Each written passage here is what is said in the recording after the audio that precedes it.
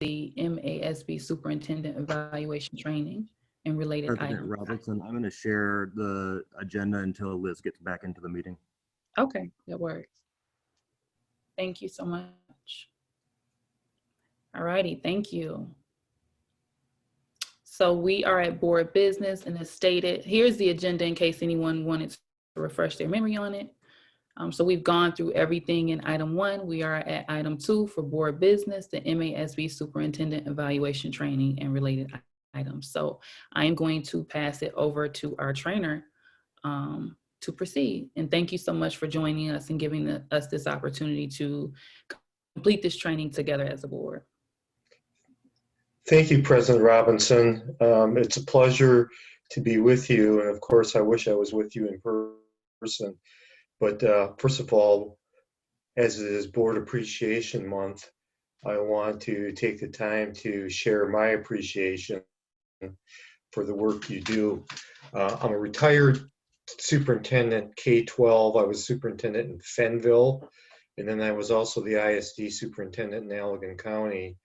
So I got to work with a lot of different board members over 16 years. I know firsthand how hard those people worked. And in this time, I can't imagine what this work is like for you, and the calls you must be fielding, and the support you need to show for your staff and your superintendent. And I'm sure some of you have your own children to worry about and their education and that kind of thing. I find a lot of times that the busiest people are those that become school board members. So kudos to you for taking on that role, and thank you for serving. At the same time, you are part of a leadership team, and Dr. Townsell is the other part of that leadership team. The board's role is essentially governance and oversight and that 30,000-foot view. And Dr. Townsell's role is managing and making sure things get done on a daily basis for the good of kids. He's a lot closer to the action than 30,000 feet, so he sees firsthand what's going on. But together, you are the leadership team of the district, and one cannot function without the other. Dr. Townsell can't be successful unless you're being successful, and you can't be successful unless he's being successful. And I strongly believe that superintendent evaluation is a big part of the success of the district. Typically, in my days, in the ancient times of being evaluated, there wasn't a whole lot of science to it. It was my board meeting with me in closed session and writing a one-page summary of the conversation. Times have changed.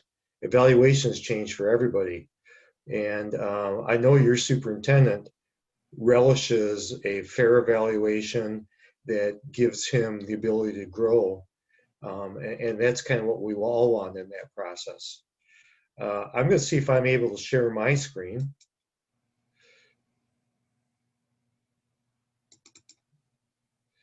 And can you all see the PowerPoint? Yes, sir. Okay, now what I would like you to please do is feel free to jump in here anytime and ask questions and make comments. I told you that I was a superintendent for a long time, but I was never a board member. You got a whole different experience than what I have. And I know that evaluating the superintendent, hiring and evaluating the superintendent is important work on your part. I also know, because I do superintendent searches, how incredibly hard it is to find good superintendent candidates and people who last and stay for a long time in the district as a good superintendent. So that working relationship with the board is important. Evaluation is an important part of that. And I just ask you to bear that in mind as we're moving along here. So we're going to be talking about the evaluation over the next couple of hours anyway, and this will be a lot more interesting and informative if everybody participates, asks questions, weighs in on things, including you, Dr. Townsell. Your voice, although this is a training for the board, is very important in this process too.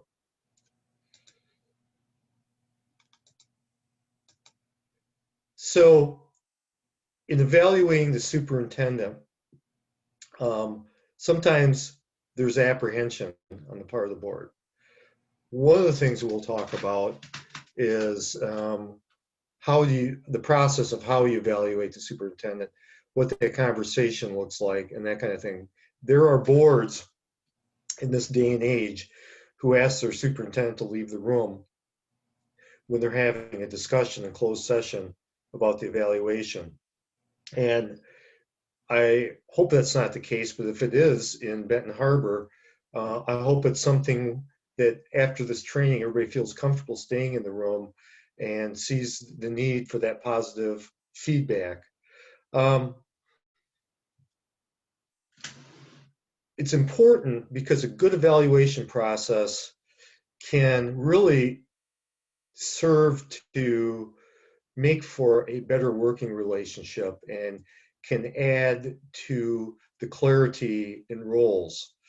It can keep the focus on the kids in your district, and also make sure that you're educating your duties as required by your charge as board members, and the trust that you've got, because you hold very trusted positions in your community.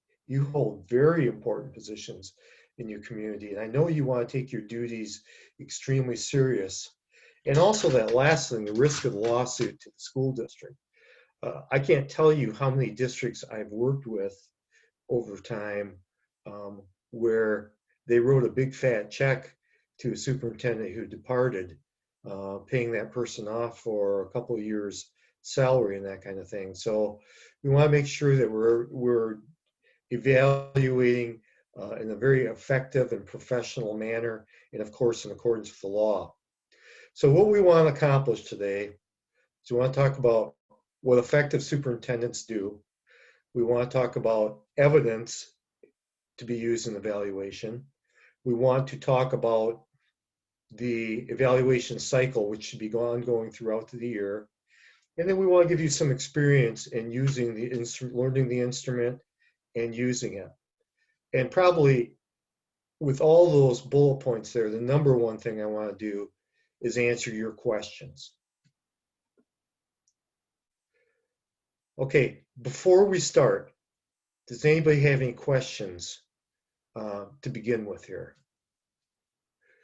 We will take a break somewhere around halfway through. Okay, hearing nothing, I'm going to keep moving. So the legal requirements of the evaluation system. The law says you got to rate your you have to evaluate your superintendent at least once a year. Okay, and you have to submit to the Michigan Department of Education a rating, one of those 4 ratings that you see on the screen, by June 30th of each year. So the composition of the evaluation, if you look at that pie chart on the right, you see that half of the evaluation is the instrument itself that we're going to be reviewing tonight. 40% of the evaluation has to be on student growth. We'll be talking about that a little bit more. And 10% on the progress toward the goals. Now, in this process, this is the biggest change from years gone by. I'm talking a long time ago. Student growth, 40% is a part of your teacher's evaluation too. I remember back in the day, a long time ago, because I'm an old person, when I was a principal and I evaluated teachers, and we couldn't even talk about student achievement as a part of the evaluation. Now it's built right in. So your superintendents, 40%, if we're going back on student growth again here, has to be built off the aggregate growth of all the kids in the district. So basically, it's an average of all the kids' growth in the district. Just like for a teacher, their student growth rating comes from all the kids in their classroom. Your superintendent gets it from all the kids in the district. Student growth. What is student growth? So it really measures kids' progress between 2 points in time. So they should be ideally, for the process of this evaluation, 1 year apart. So you'd be measuring the growth of last year's fourth graders to this year's fifth graders. It's the same group of kids. It's just measuring how they grew over that period of time.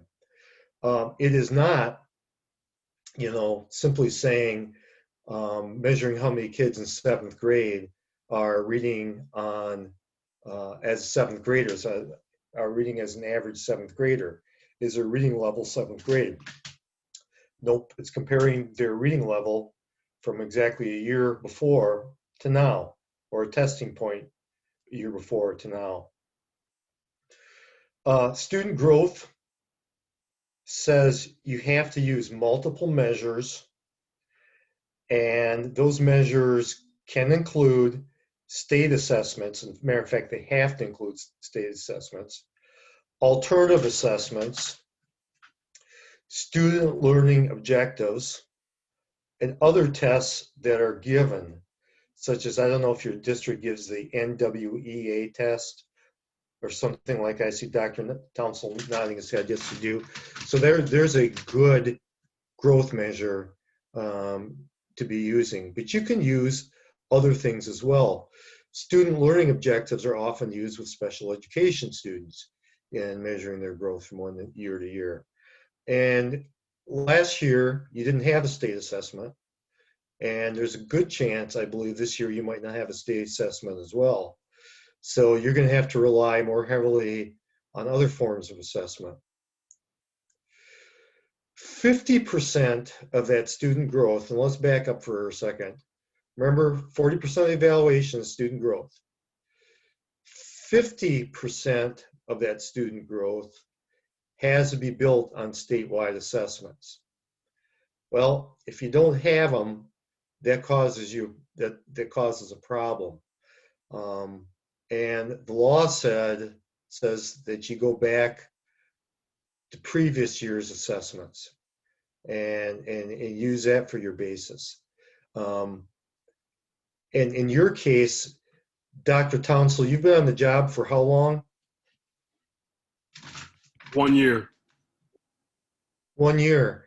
So there's no way that it's really fair to go back and completely rate Dr. Townsell on 3 years of past assessment scores in the district. Okay, when he didn't have anything to do with those. Problem is, that's what the law says that you have to do, just like the law says that for teachers as well.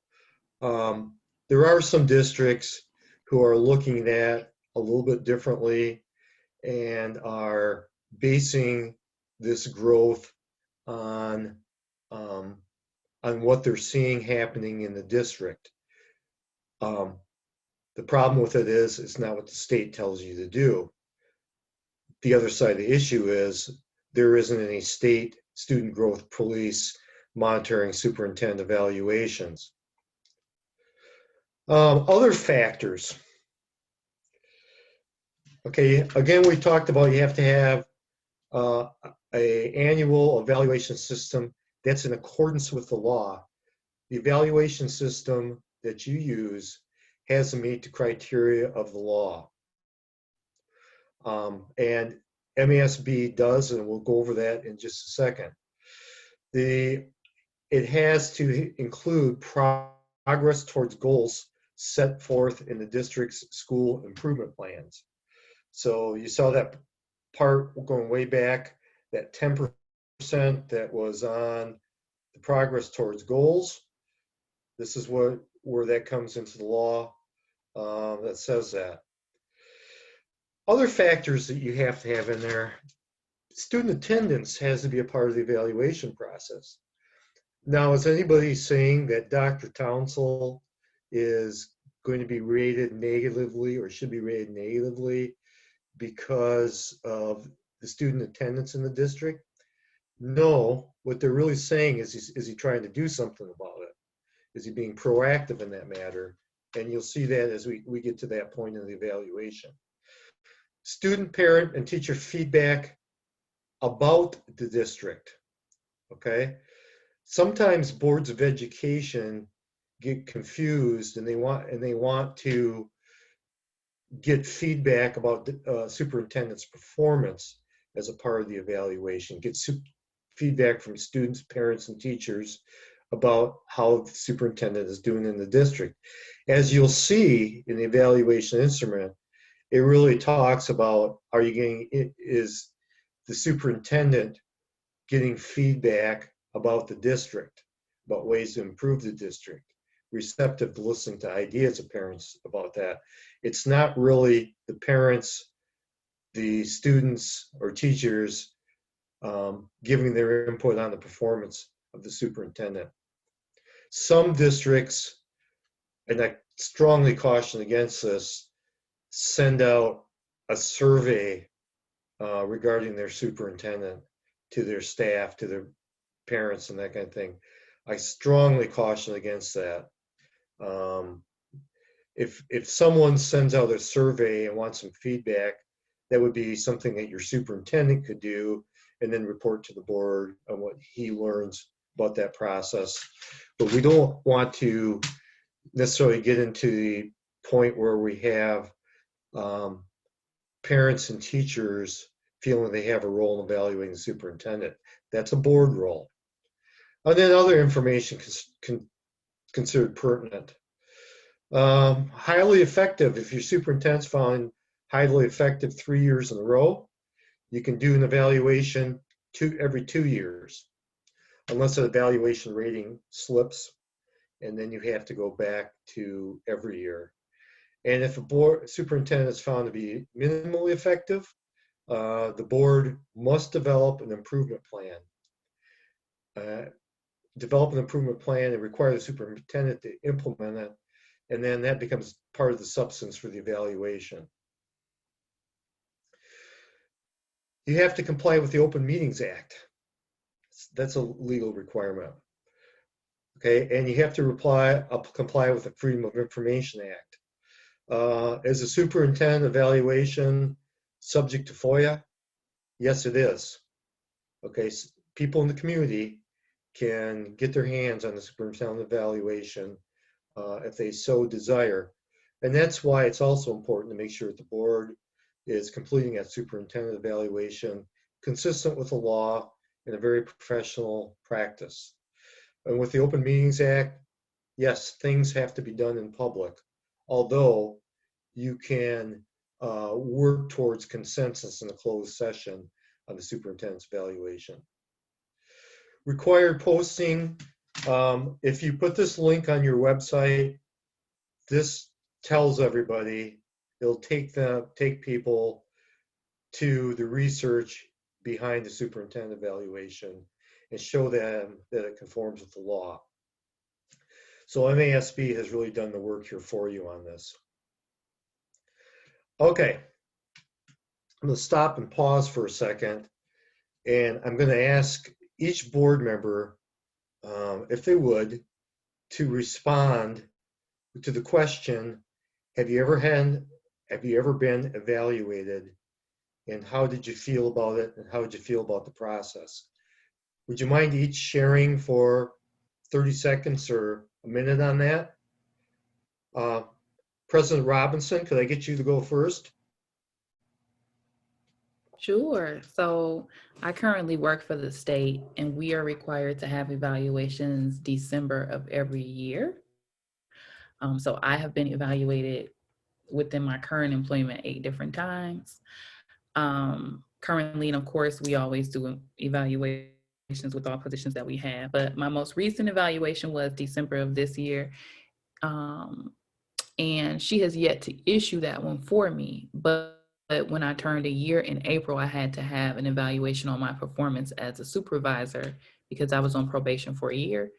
And it's always a nerve-wracking experience because you never really know what you know, how you can have an idea of how well you're doing, but we all have room for improvement. So I know sometimes it's a little bit difficult to receive critiques on how you can improve. Mhm. And that's normally what's most nerve-wracking for me, is I don't want to see measurements of needed improvement written on paper. What I do like about it, though, is that it does allow me to know what I'm doing well.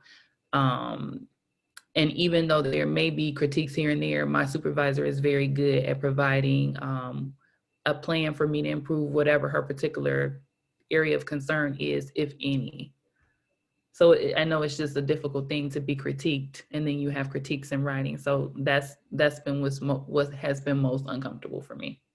So it sounds like you got a pretty good process, though. Yeah. And you can't whenever you're promoted to a position, you are on probation for a period of year. And so you are not actually hired into that position until you effectively pass your probationary period, so that they can ensure that you're qualified to do that role. And so I passed probation, and then we get a significant raise when we pass probation. So that's another benefit of our evaluations, is that once you pass probation, you get a significant raise. Very good. Thank you. Vice President Bradley, do you mind sharing? Yes. I was sitting here. I was listening to President Robinson. So I was up there thinking. The last time I've had an evaluation, I've had them in various fields that I've worked in. Would be like retail and nonprofit work. And now that I'm in trucking, they're very kind of less, unless there's a safety issue that comes up. And the way that process works is you'll get a call from the safety office, and the safety office will talk to you about what did you do wrong, what is something that you could have did to prevent that. When I worked in the retail, it was more so depending on the department you worked in, they kind of told you how your interactions with customers were, how the customer service aspect was. If you were a cashier, how fast that process went. So it really kind of just gave you an idea of how you were performing and working, what you could do better. And that, I think that's always something that's good, especially in this industry. You can always never stop learning in this current industry that I'm in. So you felt like it was a good process? Yes. Excellent. Excellent. Secretary Triplett? Yes, I worked in Ben Harbor area schools for years, and there were, I think when it came to the evaluation piece, the thing that I remember most is that they really weren't consistent. And people came in, you know, in the 11th hour because it was something that they needed to do, and they had to get it done. And so my experience with being evaluated was that, you know, like leading up to the evaluation, you know, just it always came across to me that in our district that the evaluation was used to be punitive. You know, like if they wanted to get rid of you, then they would start the evaluation process. And you know, one of my experiences of being evaluated was, okay, I'll give into this if you give into that, because I have to get these done. You know, and so I didn't get a lot of, just being honest with you, a lot of evaluations where I felt that I was able to grow. But when I became an administrator myself, and through the intense training and having to evaluate staff myself, I garnered an appreciation for the evaluation, and it was, you know, it was difficult to see. I don't know how to frame it. It was kind of difficult, especially if you haven't done your part, to, you know, there's steps along the way to in the evaluation process. And so I know sometimes I felt like, okay, well, you gave me this mark, but you really didn't do anything along the way, you know, to help. I never knew this was really genuinely a concern. So my experience Kind of a gotcha. Yeah, yeah, or it was like I felt like it was kind of like a give or take type thing. They had to get it done, and we signed it, So, but I think overall, like I said, from being the person that was doing the actual evaluation, I think that when it's not used to be punitive, and when the steps are followed appropriately along the way, where you got an initial conference, you have an opportunity to go in to the classrooms and see some things, and then you give them the next steps and how you doing. Then when you get to that conference room, and it's time for you to discuss the evaluation, the majority of the time, even though it was uncomfortable, like President Robinson said, nobody wants to get low marks or what have you. But I think, personally myself, my experience with the process was, it was basically done to be punitive versus to help me grow. Evaluation, one of the things that MAS believes strongly is evaluation is about growth. It's not about gotcha. Right. Get to the end of the year, if you've had a good evaluation cycle, you know how these ratings are going to come down if you're doing it right. Treasurer Creighton. Hi, good evening, everyone. I too am an educator, and so one of evaluations that I would like to share. Well, for me, like the evaluations, I'm one of those people that I'm not going to say that I'm a perfectionist, but I like to know exactly what I'm doing, and I like to do the best that I can possibly do when I'm doing something. And so for me, the evaluation, I've had some good evaluations and I've had some good evaluators. And so the evaluation for me should be like a GPS, um, where I like it that. tells you where you're going. Yep, it tells you where you're going. You can make stops along the way, and sometimes you pick up souvenirs or artifacts. And so that's what when I was an administrator, that's kind of the analogy that I use for my teachers. But as a teacher, one of my evaluations that I remember, I had an administrator, and we set goals for me, and I really appreciated that. Um, I set my own goals and then I submitted them to her, and then she went over them, and she gave me, feedback, and then set goals for me, or we sat down together and agreed upon goals. And that really helped me because you really don't know what you don't know. And being in the school, so many moving targets. And so for me, um, sitting down. So after the first time she evaluated me, though, I did feel tricked. So this is what I did not like initially. I felt tricked because I turned all of this stuff in, and I had all of these goals and all of these things that I wanted to do, and I turned them in and I was excited. And then the next time for our next conference, I had to bring artifacts, 3 Oh my. artifacts like that. And so I was like, oh, I was set up. And so, but it really helped me. And so, it gave me something to look forward to as well. And then it was measurable. And so, that's one of the things that I did like about it, is that it gave me something to do. It gave me areas that I could grow on. And, like the other said, that feedback was kind of hard at first, because sometimes you do get caught up in the day-to-day work and you don't really know the other things that you're doing or not doing. But overall, I think an evaluation is a good tool. It's great work, that it's a great piece that'll lead your work and tell you where you need to go. And if you fall off, it'll reroute and get you back on track. Very good. Thank you. Uh, Trustee Bowens. I work in the nonprofit sector, and we are evaluated once a year. Um, my evaluation was a little different because the person that did my evaluation does not work with me day to day. She just goes by hearsay. So it was Okay. interesting to see what she was going by, what the other staff told her, and what she thought some of my recommendations and plans were for me to change and go by. It wasn't from her personal work experience.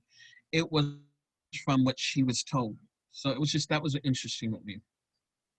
What I did like about it was that I was able to craft some of the stuff that I wanted to see implemented and changed. I was able to get a high performance pay raise from my review, and that's basically it. That's very interesting. That's two of you that talked tonight about getting a performance increase as a result of your evaluation. And all the workshops I've done, that's the first two times I've ever heard that. So thank you for sharing. Congratulations to you on that. Trustee Bushana, am I saying that right? Uh, Rocket Martin. Oh, okay. Uh, Trustee Rocket Martin. yes. Well, as a principal, we were evaluated twice a year. Uh, the first till December, and then from December to the end of the year. And what I liked with our evaluation was the fact they gave us the objectives, kind of like what I'm looking at with the superintendents. They gave us the overall topics, but they did allow us to, they had goals listed under each topic. And we just had to choose 5, and they allowed us to choose the goals and the performance goals that we were going to use to be evaluated by. And I enjoyed that. And then we had to gather that evidence. So there was no monkey wrenches thrown in on us. If your job was to, okay, if you say you were going to do this, then your job was to have the evidence to prove that you accomplished that in your building. And so what I found is the part that I didn't like, I had to keep all my evidence. And so putting all that together, we would have notebooks that were like really, really, really thick notebooks. But as I look back of it now, when I open my notebooks, because I have them by semester, I see a snapshot of my building, and I see all of the things that I accomplished and did in my building from the beginning of school to the end of school. And and it was just, and I even had a school improvement person from the state say, you really could sell this on eBay if you wanted to. Wow. So I appreciate it. We'd have to go, and we had one-to-one evaluation. We'd go in and talk to our supervisor one-on-one, and it was, they could like use so much of their own judgment because your evidence was there. So it wasn't based on a thing like if I like you or don't like you. If you accomplish that goal and you had the evidence to prove it, because this is what you said you would do out of the things that we said you could choose from, then you got, it was done. So I appreciated that also. You were ahead of your time. Yeah. So overall, our evaluations, it was painstaking because you really, really had to pay attention to what you were doing, how you were doing it, because your evidence had to prove you were doing it. So yeah, but I appreciated it because it kept me on track. It helped to keep me on track. Very good. Thank you. Yeah. Is Trustee Bashana on as well? Are you saying Trustee Buchanan? Buchanan. I'm sorry. Yeah. I'm pronouncing that. I apologize for that. Yes, she's on the line. I see her phone number. Trustee Buchanan, are you able to unmute so that you can speak with him? She's the number ending 2871. Okay. Well, that's okay. Thanks everybody for sharing.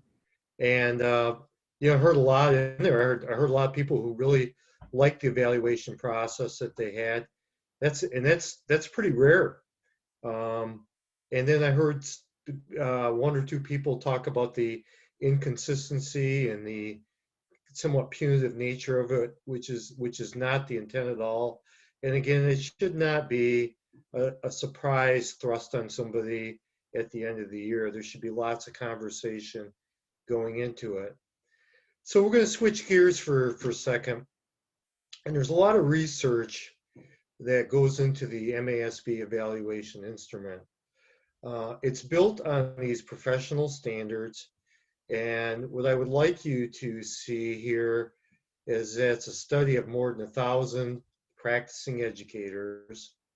It's got contributions by some key organizations in this process: the National School Board Association, the American Association of School Administrators, the National Association of Elementary School Principals, secondary school principals, and others. It involved a lot of review of research, and there was even a public comment period on it. And I think it's important to go over that and to know that this document is really based on a sound foundation. So in this evaluation process, there are standards that are used, and they're built on, again, effective superintendents. So what do? They convey the mission, the vision, and the core values of the district. Okay, they don't develop the mission, vision, and the core values of the district. Okay, hopefully those are developed in some sort of a group process where board members, administrators, staff members, teachers, community members all get buy-in. And the focus of that is academic achievement. They comport themselves in an ethical and professional way, second standard. Equity and cultural responsiveness.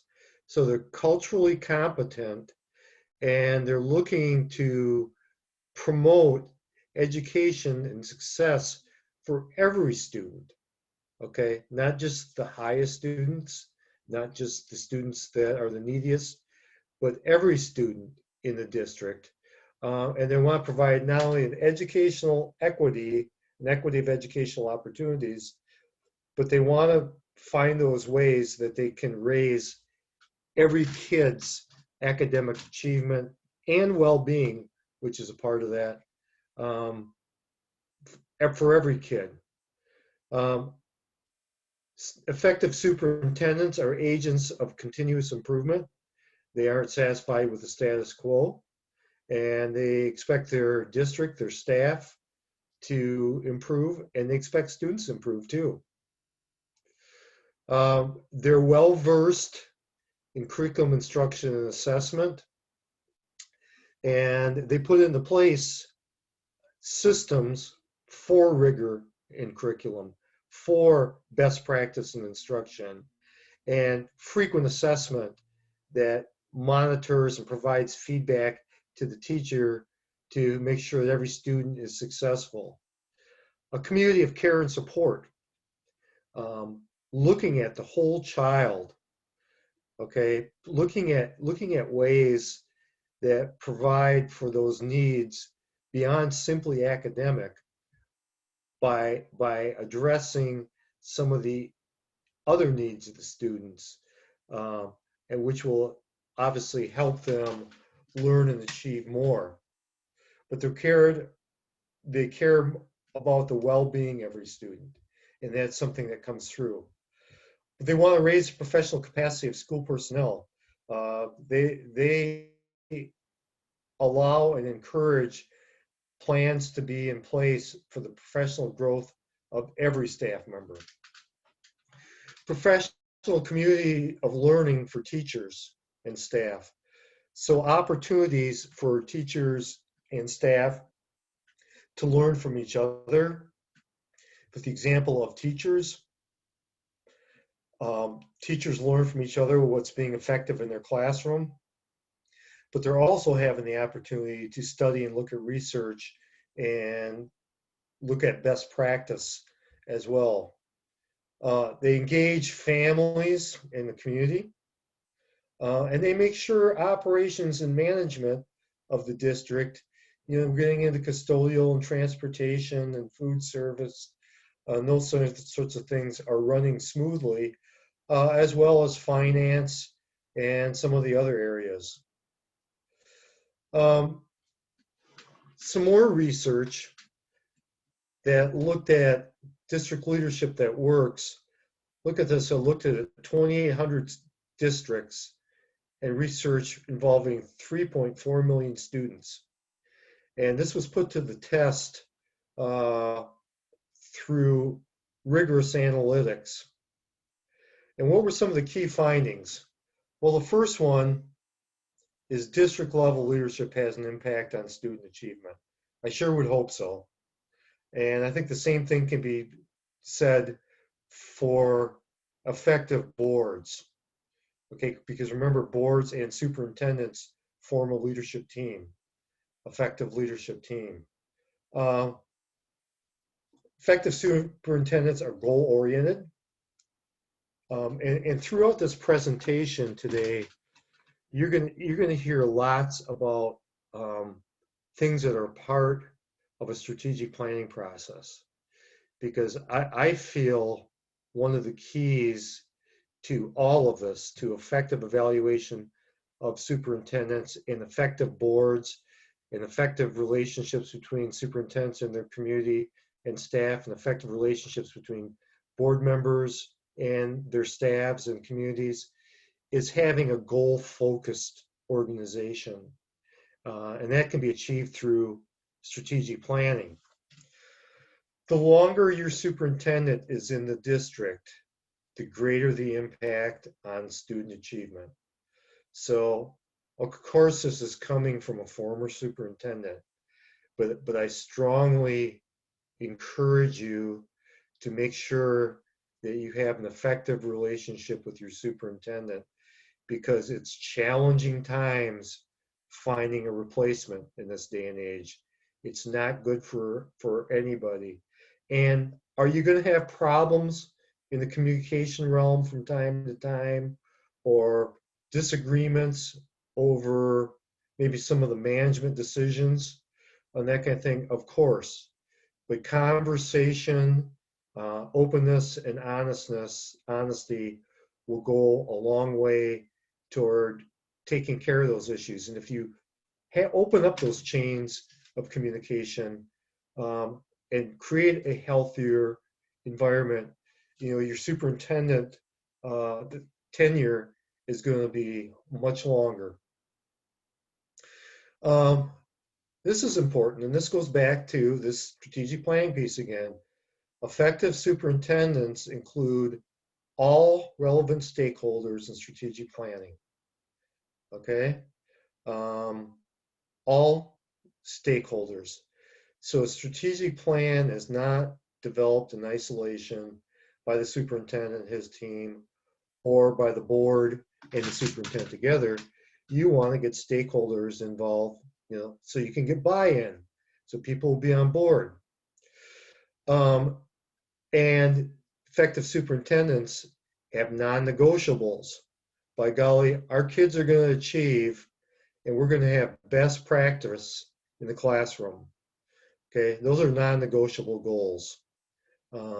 And the board needs to be, of course, real supportive of that. And it says that right in this slide, the districts at the higher level of student achievement, Board of Education is aligned with and supportive of the non-negotiable goals for achievement and instruction.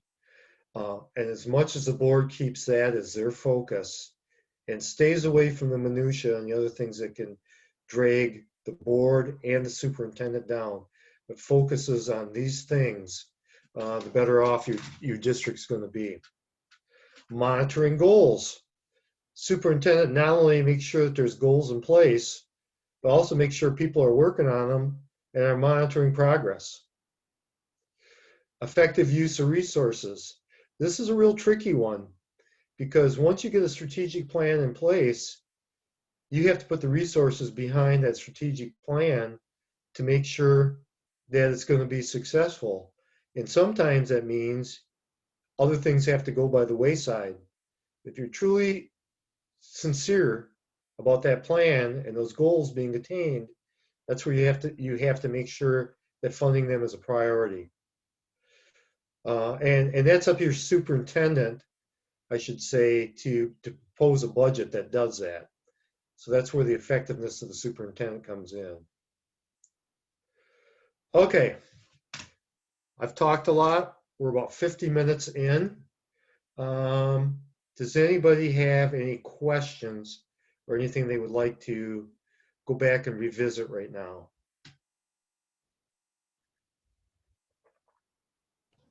I was Yes. gonna say, there was somebody.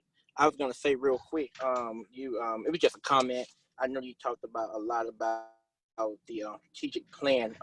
I do remember taking that course, and a lot of that tied into the evaluation. So it's kind of good that you're touching on that about the strategic plan, because that, that's something that, like if what Treasurer Creighton had said earlier, like a GPS to kind of give us a guide to where we got to go. Yes, absolutely. And I do have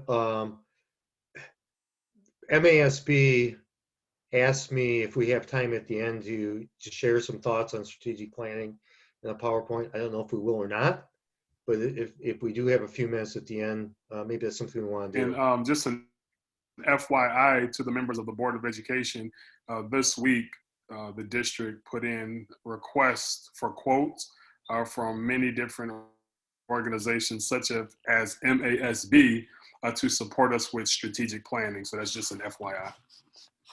Okay. And that is work. I'm not trying to become your strategic planner, but that is work that I like to do as well. And I think it's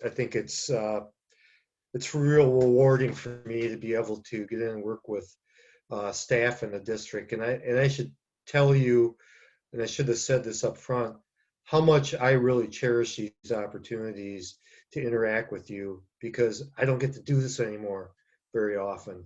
So that's why I love doing presentations, workshops, superintendent searches, and strategic plannings, because it does keep me somewhat tied to the important work that districts do.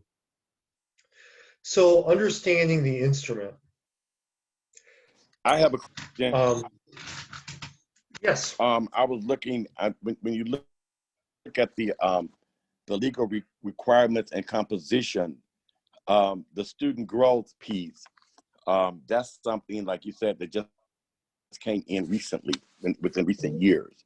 And so when you're talking about how to measure what it is, and I know one thing for sure, with the state examination and assessments not being taken place in the last couple of years, so you wouldn't have that piece of data and what have you. So who pulls this information, or is this something that the superintendent now? And I want to say congratulations to Dr. Townsend on his first year anniversary. Today is his anniversary of being the superintendent of Ben Harbor Area Schools for a year. So congratulations. But so when you go through and you look at it, with it being so weighted, because the evaluations are heavily weighted in specific areas. And so this right here, this 40% growth, which is mandated by the state, is a critical piece. And so we want to make sure that we do our due diligence in being able to have the correct information. So I was looking at that when you said student growth. Who would give us that data to share with us? Would that be the responsibility of the superintendent to pull all of those data, like the different types of district-wide formative assessment, district-wide summative assessment? And I know that we are doing the NWEA as one of our formative assessments, and that do measure growth. And our student learning objectives and all this. So does this come from this data? Should this data come from the superintendent, or does the board, how does the board get this information? It should come from the superintendent. Okay. And, you know, most districts that I work with, you know, they've built some kind of a system or spreadsheet, or I don't know what the correct term is, where the data from the students all of it just gets entered, and that average just rolls up to the superintendent. And there are different ways of doing it, and I think that's one of the things that we talk about the planning calendar for superintendent evaluation, that you want to bring in earlier in the year. You won't have the data, but just what the process is going to be. So it's real clear, so it doesn't get down to the end and there's surprises on what's used. So yes, so that should come from the superintendent. Good question. So there are 5 performance categories built in to the evaluation, and you can read them there. And for each one of those categories, there are a series of rubrics. And the rubrics provide really, really important language that you can use in the evaluation process. Holy cow, I wish I would have had this when I was doing my evaluations of my principals and even of my teachers earlier on. I was behind the 8 ball. And this takes a lot of mystery out of the process by having these rubrics. So, a couple of things here. As we're looking at one of the rubrics, and in a little bit, we're going to stop and we're going to just have each one of you pull out your evaluation document, and I'll pull the actual evaluation document up on the screen. But, so going back here again, you saw the performance categories. So there's a page like this for each one of these performance categories. Okay. And when you see things in red, that means they're mandated by the law. Okay. You could have some leeway in maybe striking parts of the evaluation if you didn't want to use it, but you can't strike things that are mandated by the law. So again, this is a performance category. And then this is an indicator. So if each one of these areas, there are performance indicators. And it's progressive because it's going from ineffective all the way to highly effective, which are your performance levels. Okay, so to just use some different terms on this, this is going from really not doing your job very well in this area to excelling on it. So do you all have your rubrics in front of you, your evaluation instruments? Let me do this, and let me also pull it up on the screen here real quick too. Do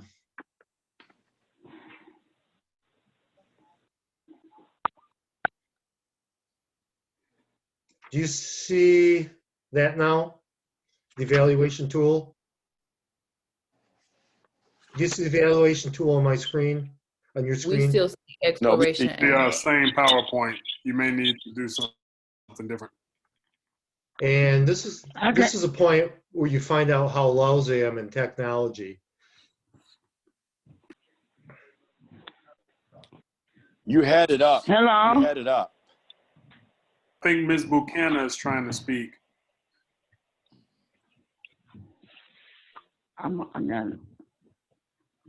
Hello? Hi. Hey. Hello, can you hear me? Yes. We can hear you. Hi, good afternoon to the board members, And I'm sorry, but I wanted to have something to say about being evaluated. So I've been. Can you still hear me? Yes. Oh, okay. So I've had the privilege of being evaluated as a parapro.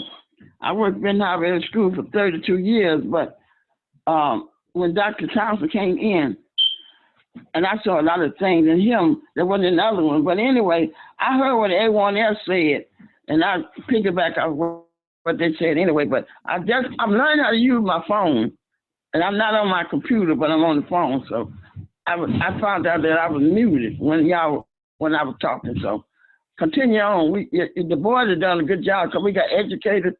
Everybody got so many different minds that are going to work to make Ben Harbor better. That's what I want.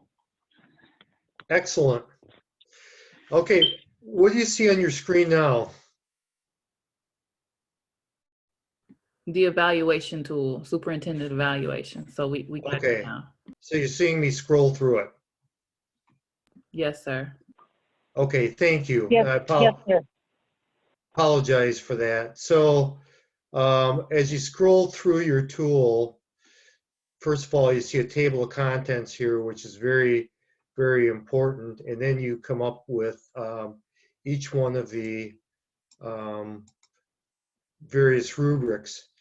And governance and board relations, so we know that's the performance category. And that's 20% of that 50% that you saw earlier. And so let's just take a look at policy involvement. And if you remember these two numbers here, see these two numbers, way back when we started talking about the research behind this evaluation instrument, there was professional standards. And these 2 and 9 refer to the professional standards. Okay, so let's take a look for a second at this very first area, policy involvement. Okay, and I'm going to read this very first one, but I promise I won't read this whole instrument to you. So ineffective is someone who makes decisions without regard to policy. Minimally effective provides correspondence from policy provider with recommendations for adoptions. Follows as written. Effective is actively involved in the development, recommendation, and administration of district policies. And then highly effective is proactive in the determination of district needs and policy priorities, has a system in place to ensure timely administration of district policies. So, what do you see as you're moving from ineffective to highly effective in this area? When I look at it, I think when I look at the evaluation piece, I kind of like because this looks very familiar to me, similar with the different categories and domains, using basically the backwards learning design. But when I was looking at this instrument, it kind of seemed,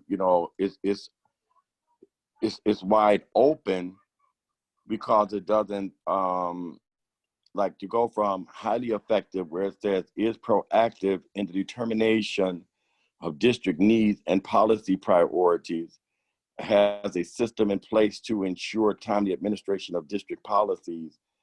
So what does that look like? I mean, and so it doesn't seem like this document gives enough detail on to say these are the things that you should be able to see in order to say that someone is highly effective, or there should be, it seems like to me that would be more things, make decisions without regard of adopted policy. So what is adopted policy? How do you narrow that down? Because our policy manuals are humongous. And Yep. so, you know what I mean? So how do you narrow that down? What would be an example In order for me to say that according to this document, this will give us some specifics to say this is why this right here is deemed ineffective.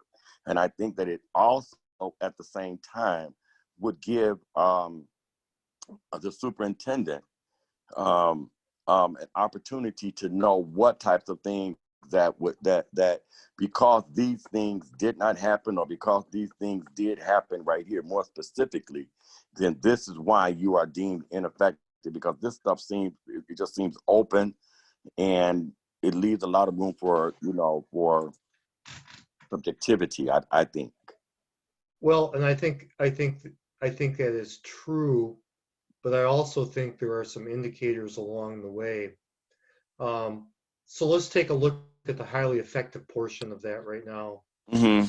Is proactive in terms of the determination of the district needs and policy priorities. So what would that look like? Well, that would look like, to me, someone who's doing all the rest of this stuff here, has the stuff in place. You've got a policy service in place. He's got the board involved in reviewing the policies and that kind of thing as they come down from. Do you have Neola, I am assuming? Yes, we do. Neola policy. Mm-hmm. So as that information is coming in, your superintendent's sharing with you. He's making recommendations as to how the policy should read for adoption. And then sliding over to this highly effective, he says to you, we really could use some policy in this area, because this is causing our administrators some problems with they're seen as being inconsistent because we're administering things differently in different levels. So one of the roles of the board that would be very helpful here would be to provide some clarity, and let's work on drafting some policy in a particular area. So that's what proactive would look like. And that system in place to ensure timely administration of district policies, I think would refer to, do you have administrative guidelines in place that provide for a way to respond to issues as they arise, so the administrators can take care of things right away and they don't have to run back to the superintendent to take care of things and wait till he's free.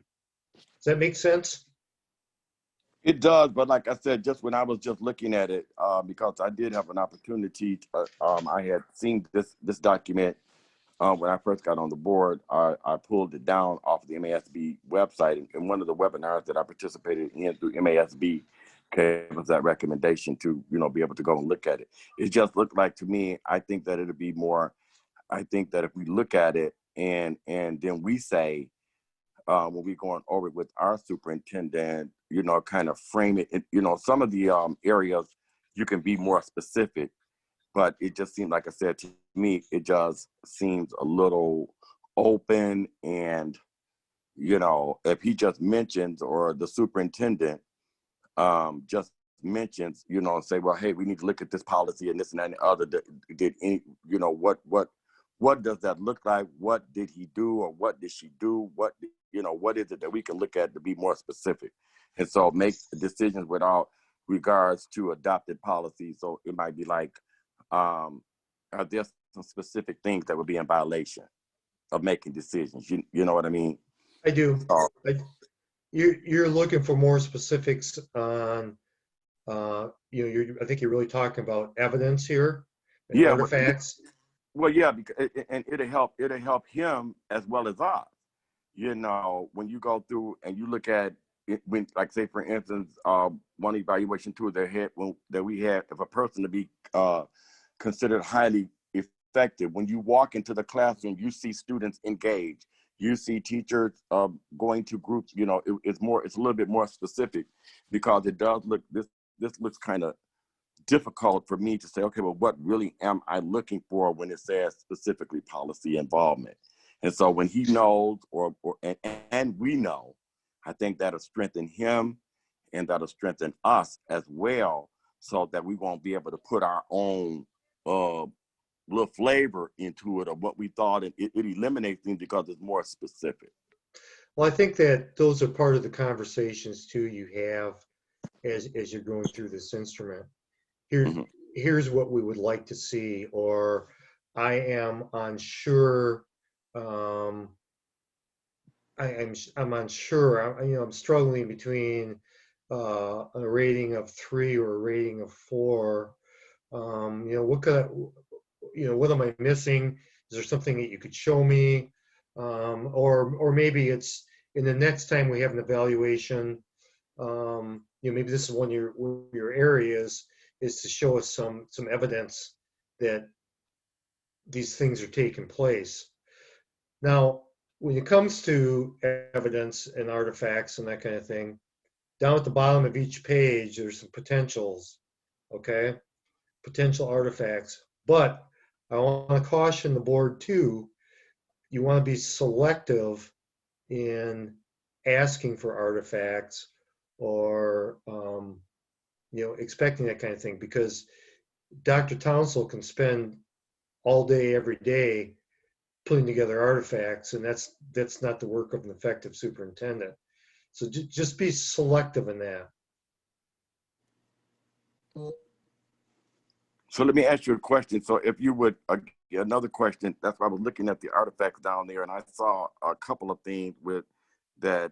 These are artifacts that may serve as evidence of performance in this domain. Policy review calendar, board policy / policy workbook. So this right here would be somebody created, something like that. So if you have a seasoned board, because our board is rather new, 2/3 of our board is newly elected to the Board of Education. That's a large number of Sure is. board, you know what I mean? And so I'm just saying, just as an individual that looked, because number one, the evaluation should never be punitive, but it should always be fair and integral. So people can have an opportunity to grow, and you won't have to question, well, I didn't know that this was what you all were looking for. You see what I'm saying? So I if we do. want, That's part of that discussion. yeah, yeah. It gives, so when it comes and we say, like you said, you're not just asking for artifacts on every little bitty detail, but it should be evident that those things are available, and so it gives us an opportunity to be able to look in these categories and judge and score fairly. And when you look down and you look at this evidence, it says board packets, okay, as a possible evidence. I don't know which one of these domain questions it would be, but the last thing you want is your superintendent, recopying and sending out a board packet to show that something was Right, done, right? right. So you want to be very judicious on this. Let's look at a couple of these other ones here real quick. So goal development. So goals are not developed. Goals are developed by implementing the state curriculum and seeking to maximize standing student scores. Minimally effective. Facilitating the development of short-term goals for the district provides the necessary financial strategies to meet those goals. Those are pretty important things to do.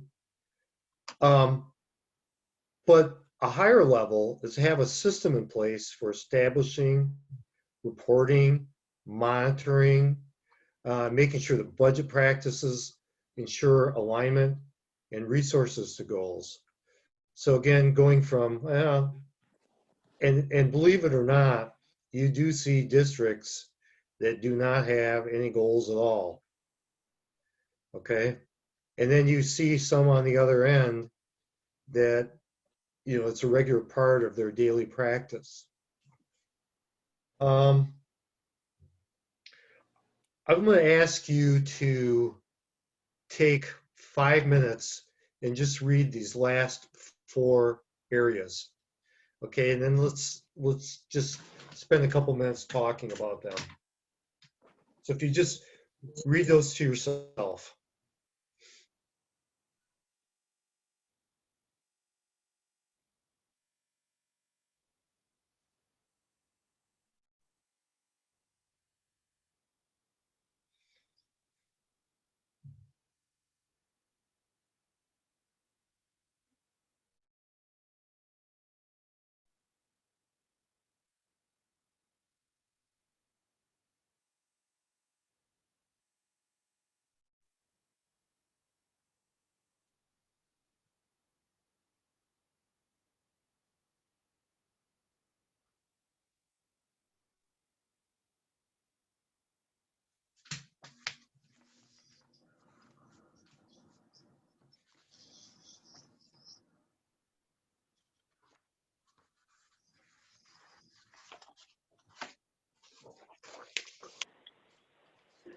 Mark. This is Liz. Where are we at right now? I had to step away for a moment.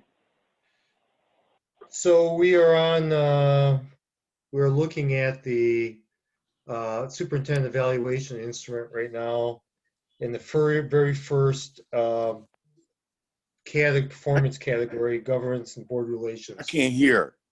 I can't hear him. Can you hear me? Just a little Okay, bit. no, I gotcha. Okay. Okay. Did everybody have a chance to look at those? So, and do you have the evaluation instrument in front of you?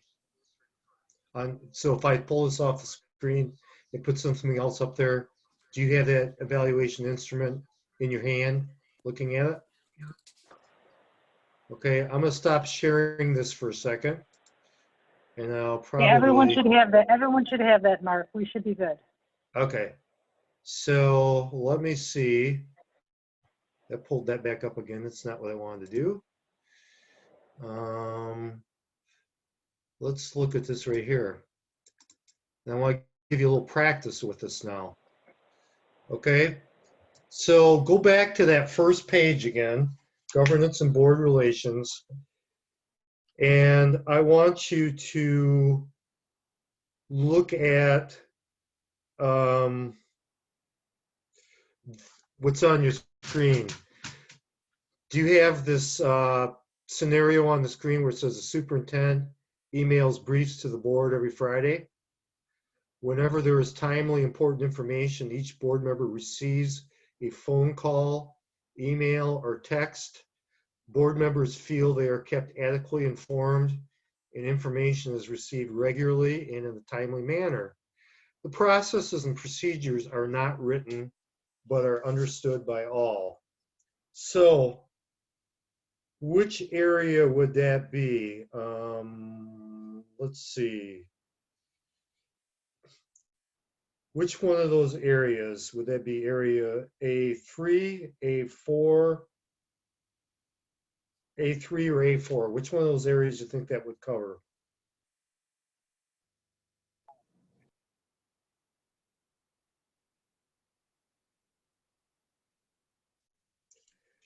I would say A3. Okay, let's run with A3. Yeah, A3. As you look at that, now this is what you observe, okay?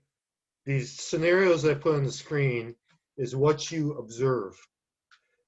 How would you rate that performance category? Would that be a 1, 2, 3, or 4?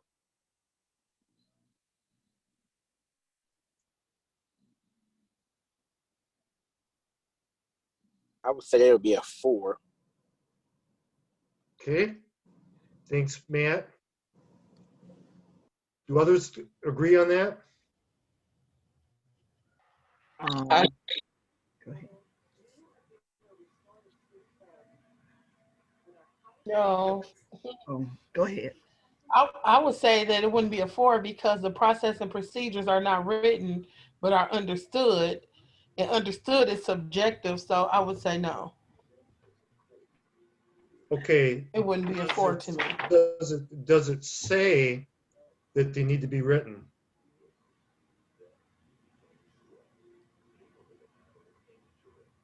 I would agree that it's a 4 as well. Yeah, I would. This is Rocket Martin. I would say a 4 too as well, because he's keeping them informed. Right, and that's not. I mean, that's an extra initiative. That's going above and beyond briefs every week, based off the scenario. So I would say that I would go between a high 2 and a 3. I would say a 3 keeps all board members informed with appropriate information as needed so it may perform its responsibilities. But I wouldn't say that it was just highly effective, because even though it might not say that the procedures have to be written, but highly effective means to go above and beyond. And so, you know, you can like Trustee Creighton said, you know, the processes and procedures are not written, but are understood and agreed to by all. So I wouldn't say that, and that goes back to what I was saying. You know, there have to be specific steps that we are aware of to just say to somebody is highly effective. But you know what? There are specific steps. He's using his email. He's using his phone calls. He's using his text. Those are specific steps that he's used to keep them informed. They are they're regularly kept informed on a timely manner, and the procedures are understood and agreed by all. So however he agreed to inform them, they have also agreed. And so in number 4, it says that, and he executes those protocols consistently. That's how he always does it. So yeah. And that's where you get, you know, where different people's interpretation Mhm. and understanding. And that's exactly right. Yeah. You know, these aren't. Yeah. There isn't a specific answer key on these, but the one thing I would offer, as you're going through these and you're looking through these systems, if you got systems that are working fine, they're not broken, and you're happy with what you're getting, I would, when I evaluated teachers, I always tried to give them the benefit of the doubt in areas. And I think you do that with the superintendent evaluation too. And maybe you say on something like this, hey, for next year, why don't you create an outline of these processes? Because then, you know, God forbid you ever leave the district, we'll have something to hand to the next person, right? Let me give you another one here from this same one. Can I ask you Okay. a question? Yeah. On that one, where, you know, like when they threw it in and they said that the policies are not written. Okay, so is that something that should happen? And like you just said, that's something that you might say is written and what have you, so that if anything happens, we still have documentation and it's a manual, something that's put together. So again, you know, why would they put that piece in there and say they're not written if we didn't require them to be written? So okay, well, if that would be a requirement, then it should be specifically in there to say that I need to explain something. What I'm showing you on the screen right now is not something that comes from MASB. It's something that Mark Dobiash put together, because I think a better way to learn and experience this, these rubrics, are through these kind of discussions. I specifically put that word in there, that phrase in there about them not being written, because I wanted to pull out that wasn't a requirement. That's not what the rubric said, having them written. But I, again, go back to, it's perfectly fine to say, hey, you do such a good job of this. Could you make an outline of what this looks like, so we've got this as we're moving forward? Can I add a comment also? Yes. I think for us, I think it's a great thing that all of us are taking this together at this particular point at the start of the year, because if we are kind of aware of what the measurements are as a full board.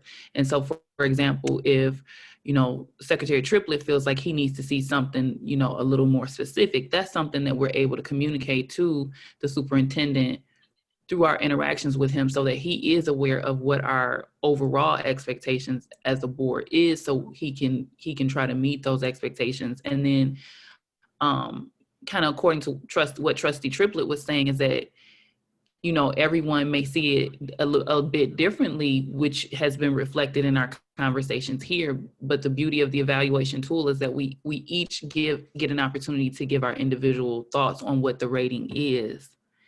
And then ultimately, right, from those thoughts, we come together with the collective rating, you know, as a board. So, you know, we can kind of guide his performance in ensuring that we express what our expectations are as a board moving forward so that he can meet those expectations, but then we're also protected as individual board members and that we're able to maintain our individual ratings of what we feel his performance has been. And then another thing is that, you know, he's able to provide certain things as evidence, but with us seeing those types of tools and potential exhibits now, we're in our meetings every month with him. So he may not necessarily have to give us a full packet when we go to evaluate him, but each board meeting that we have with him is essentially an evaluation in itself. Each form of email or communication is an evaluation in itself, because this is something that we now are all aware of and can be kind of using to guide our feedback that we give him throughout this period. Very important. Okay, let me just give you another one here. Look down at A6, and here is what you observe. All board members are made aware of opportunities for their own professional development. That's all you got. So how would you rate that performance category?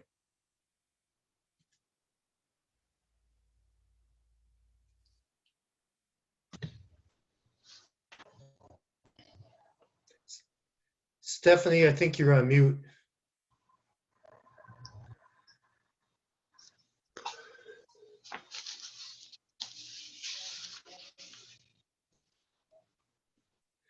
Anybody have any thoughts on what rating you would give on that? I would say about a 2 or borderline 3. Okay. What number was that one? Or that's just one you're giving us? Yeah, it's for A6. Oh, okay. And I was going to say the reason behind that is it says all board members are made aware of opportunities for their own professional development. And it says when prompted, but I could go with a 3 on that because it provides members with information, but it doesn't go into details of how you can go and log into that information and get that information if it were something. I mean, like that goes back to what we were just discussing too, how each member sees that. What else is missing from a rating of 3 on this one though? The budget Right. for the development. Yeah, the budget. So that's a pretty important piece. Yeah, here's the training. I don't know if there's any money for you to go or not, but here's when the training is. So if you flip over to the next page then, you see, and you'll see the top of this consistently, if there's a goal established in this area, you need to write it on that page at the top there, and then talk about what kind of evidence you're going to see, because if there's a goal written for an area, that's a good place to see some evidence. So what will we expect to see 3 months from now, 6 months from now? And then down below, there's an opportunity for the board and for the superintendent to add some comments about that area if they so choose. Now, I'm making an assumption that during the evaluation, Liz is in the room. Is that correct? So she's entering this all into a spreadsheet while you're having the evaluation? Correct. That is correct. That is correct. Okay, very good. All right, flip over and look at the next page, community relations, please. And you see parent feedback, first of all, is written in red. What does that mean?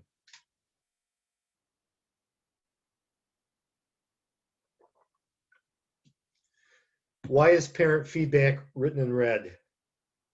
Required by law. Excellent. Thank you. Thank you. Thank you. All right. What I want you to do is just glance through 2 or 3 of these. Okay. We're not going to go into these in the depth where you're going to have a full understanding of everyone, but after you read through 2 or 3 of them in a couple minutes, I'm going to give you a couple more scenarios. But you're going to when you do the superintendent's evaluation, you're obviously going to look at each one of these categories in more detail.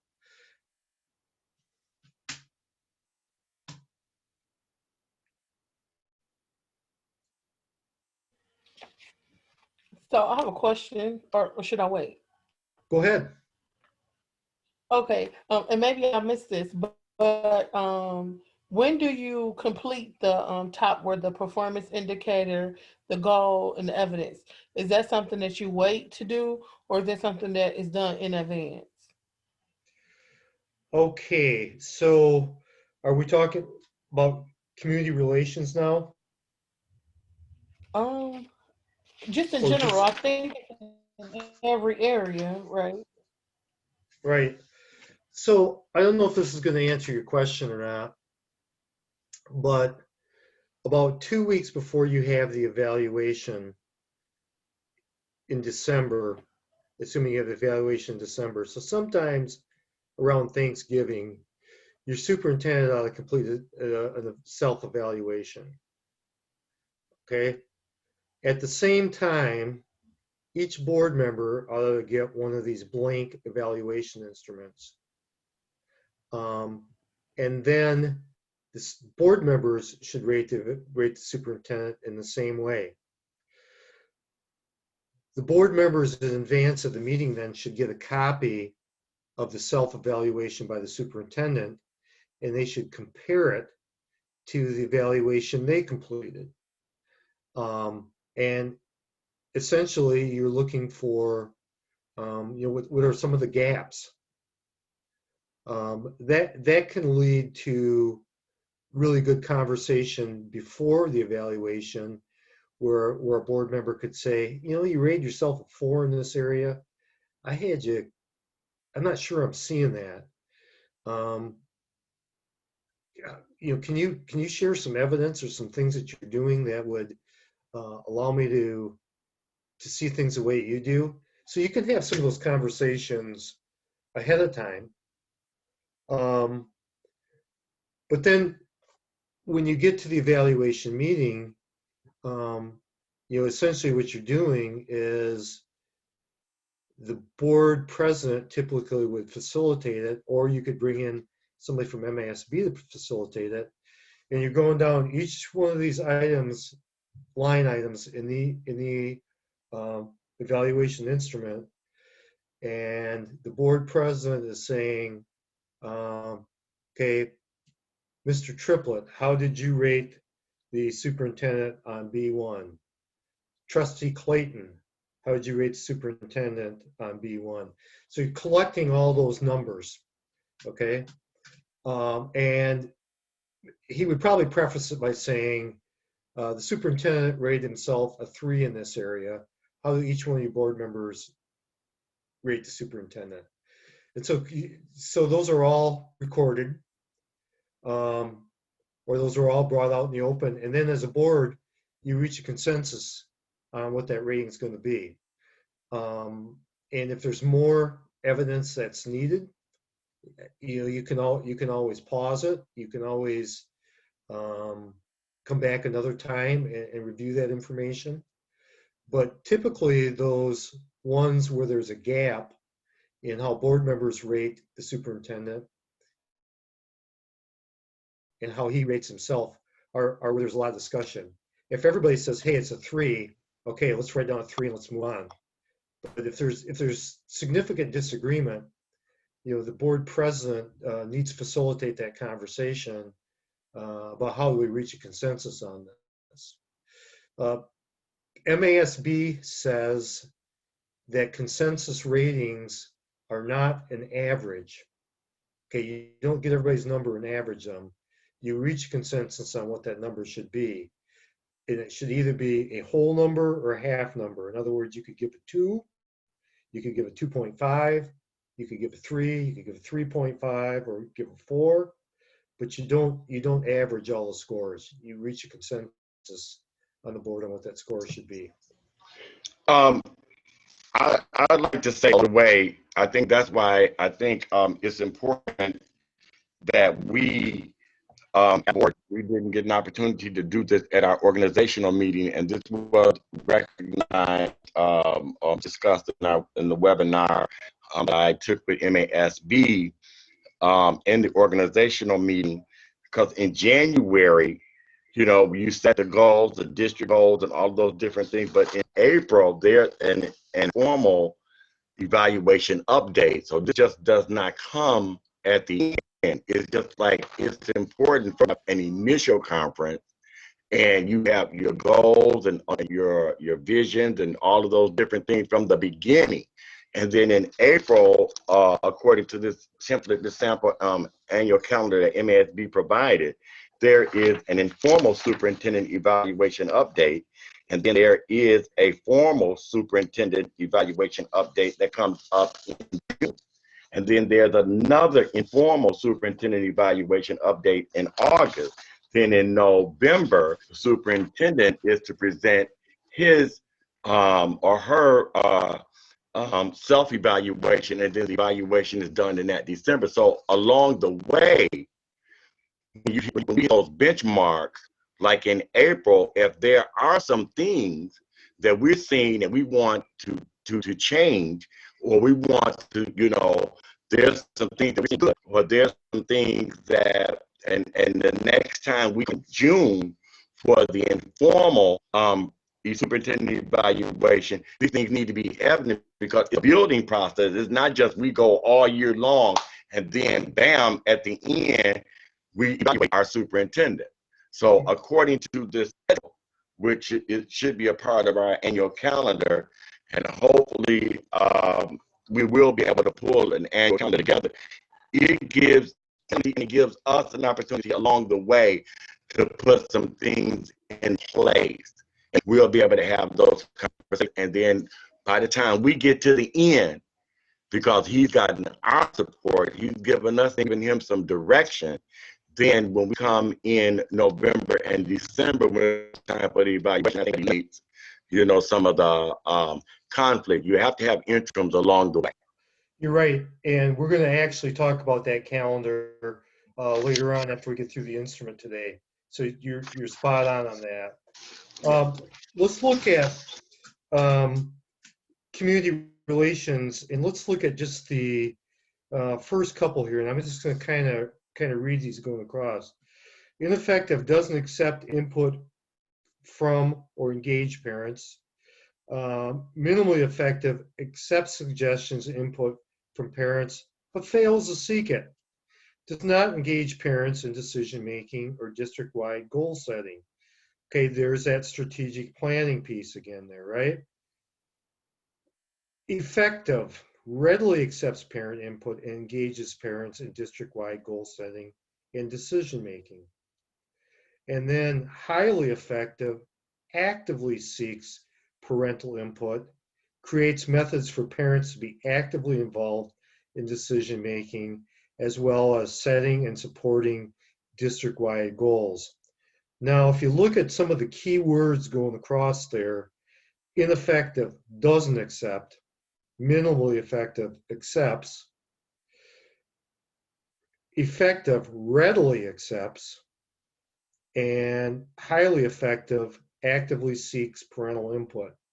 Again, it's important to know that what they're talking about here is feedback on the operation of the district, feedback on the goals, on that sort of thing. This isn't gaining feedback on the superintendent's performance. Just take 2 minutes and just look at one or two other one of those performance areas, and then I'm gonna give you a little practice again.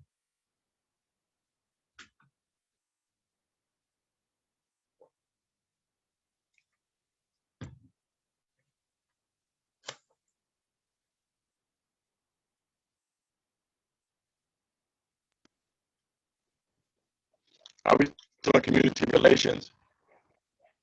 What's that? Are we still on community relations? Yes, and now let's look at this one. Okay, here's what you observe. The superintendent enjoys meeting with parents and other community members. He or she welcomes them into his office and listens to their concerns and suggestions.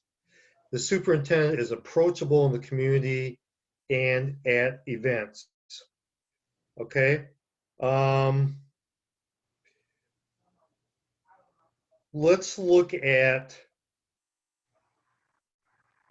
that in terms of number B2. Okay. Where would you rate the superintendent in B2 based on that information?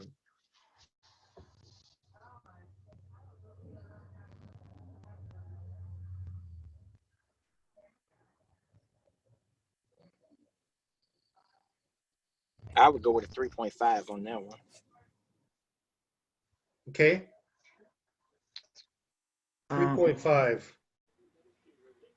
Oh, All right. Someone else? I kind of struggle with the falling under B2. I looked at that when I looked at it and I read it. I thought thought that would be applicable to B6. Oh, Because okay. if I looked at that and it was under the category of approachability, where the superintendent enjoys meeting with parents and other community members, he or she welcomes them into his office and listens to the superintendent is approachable in the community. And at events, then you go over here in B6, it would say is consistently visible at a variety of events and has developed methods of being approachable to members of the community. I would categorize that as a 4. And you could also say this could certainly apply to more than one area. Yeah. But I would like to add something to that. Okay, please do. I would also a 4. What Mr. Tripper said, I would do that as a 4 because later on, I guess if I have comments, I'll say why. But I would do that as a 4. Okay. All right, let's look at another one real quick on that same page. So the superintendent shares the great things going on in the district at every opportunity. He or she promotes a positive image, wears district apparel, encourages staff to wear district apparel, brags about his staff and the achievements of students, constantly tells every audience how great the district is. So look at that in terms of B5. Mhm.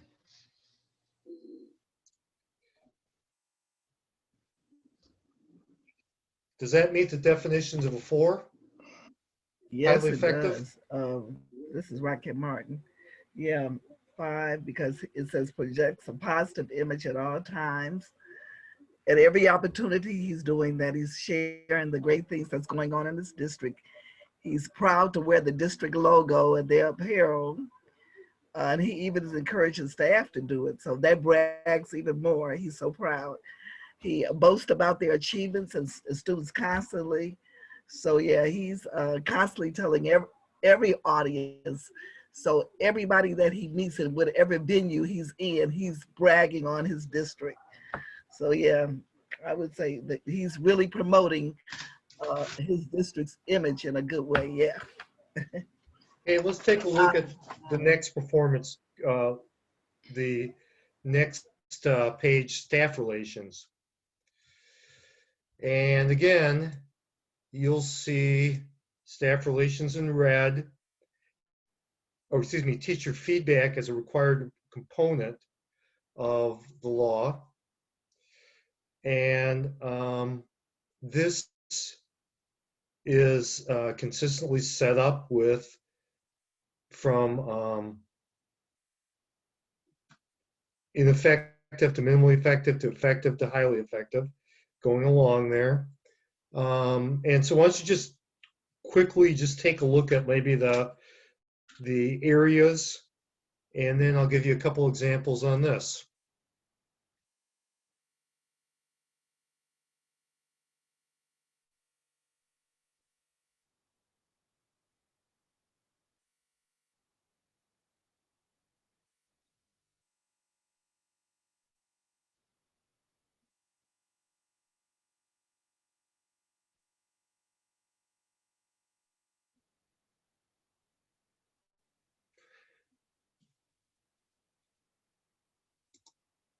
So the superintendent develops a strategic planning process in which he or she and the board have a series of retreats. Together, they develop a 3 to 5 year plan with goals, strategies, and objectives.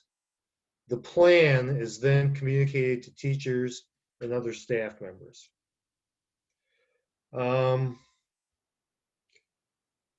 If you look at that in terms of C1, how would you rate the superintendent?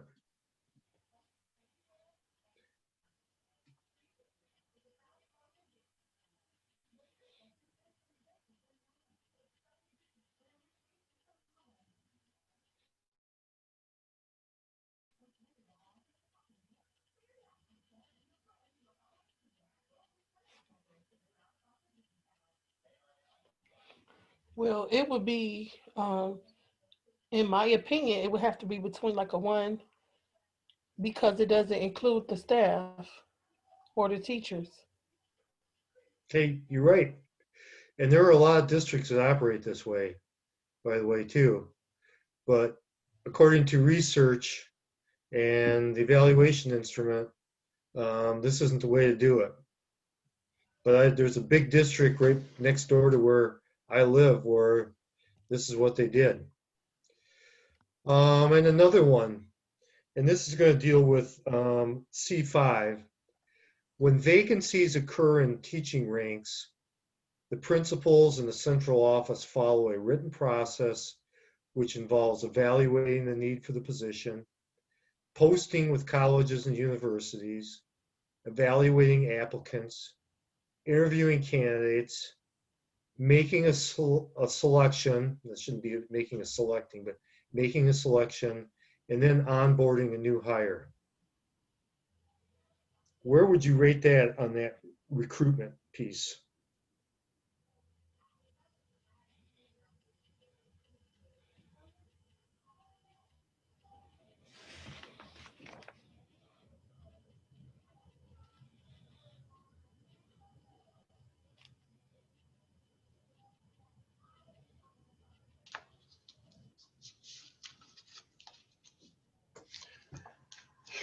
True.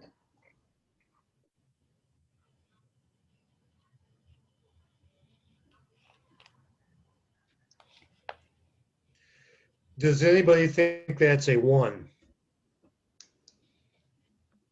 Vacancies No. occur. A 2?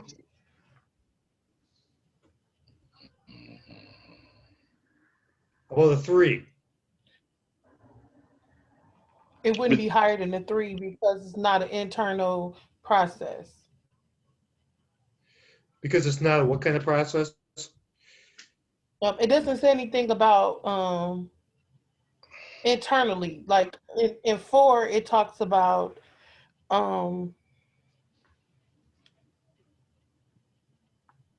actively recruits the best staff available and encourages their application to the district.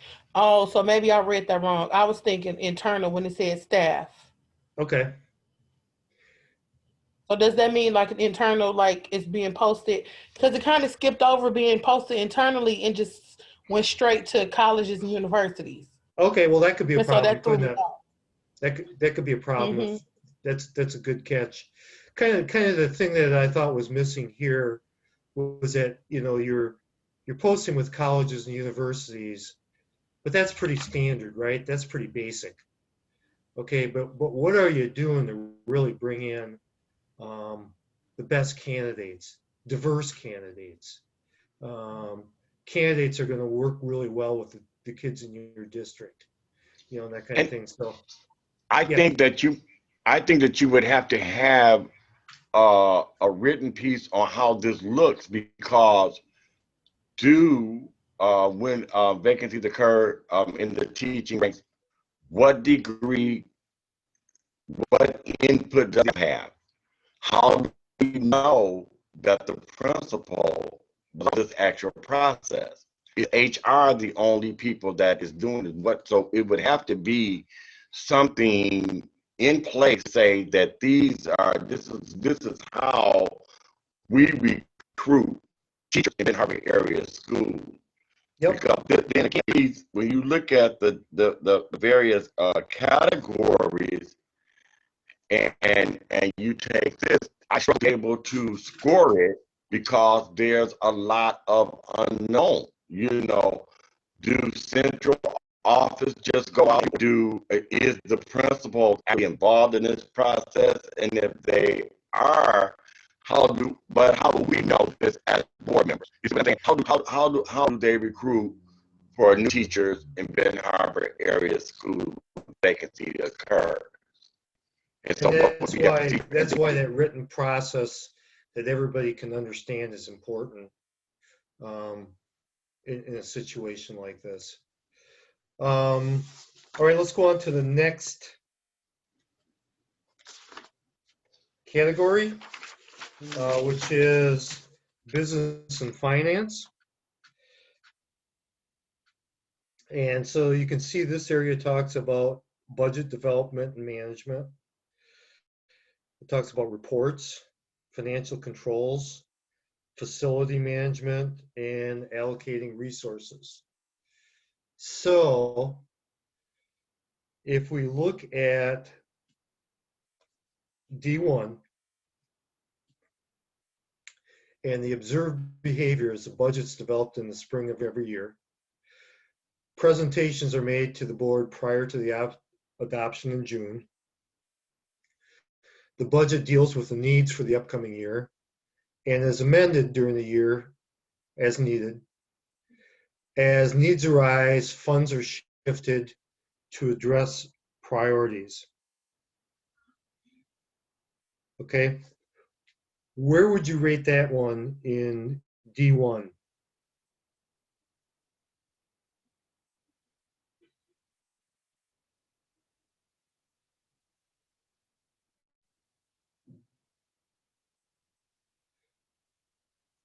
Anybody think it's a 1?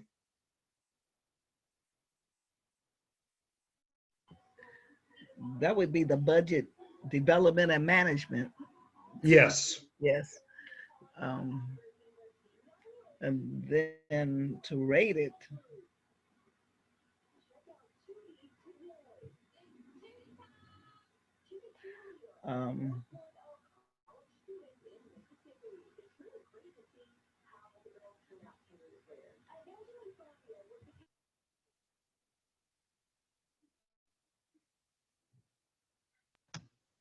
Anybody want to rate it?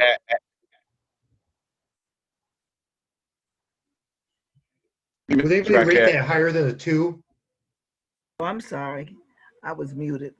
I said I would rate it between a 3 and a 4 because it is developed, but there is flexibility in there where they can adjust the funding as needed. And whereas the funds can be shifted to priorities. So yeah, I would, to address those priorities. So I would say between a 3 and a 4. Okay, and what keeps that from being a 4? Let's see. I would. That community piece was missing for me. I guess I would need further clarification on that last piece about being physically responsible to the community. Okay. That's important, the communication piece, right? That's very important. That's a very good catch. It also doesn't talk about being proactive and forward-looking, does it? It kind of deals with what's at hand. It's not dealing with projections and that kind of thing.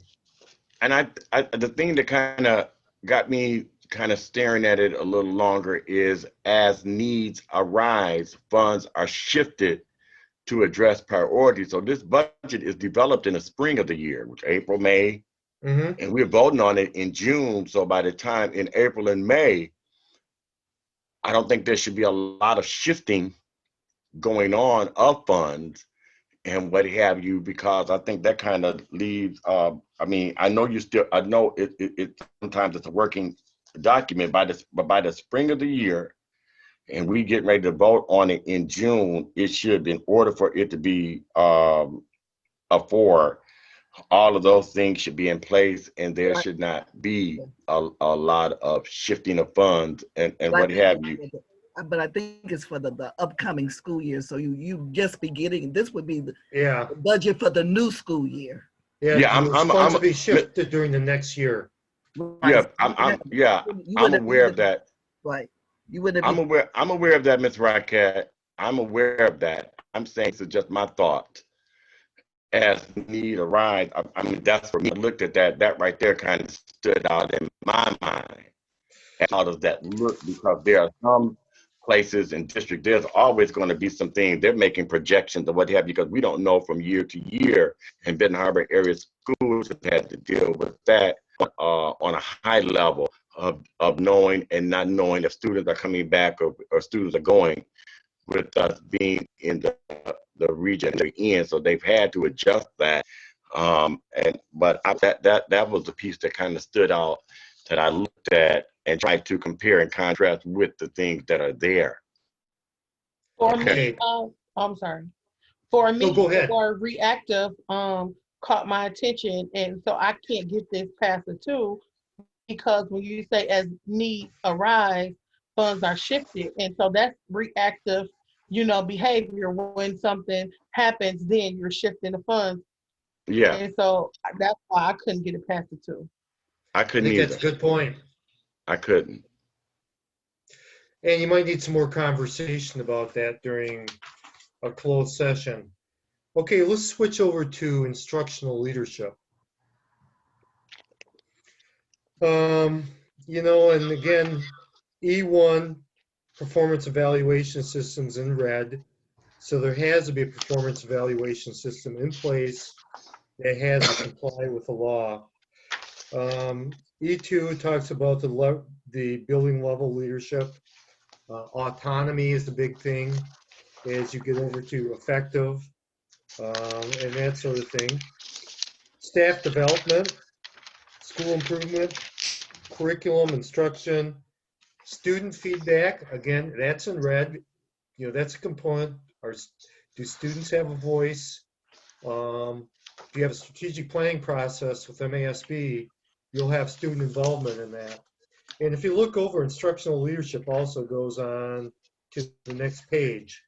If you look at E8, please note that talks about student attendance, but nowhere in there does it say that superintendent is going to be marked down because kids aren't coming to school.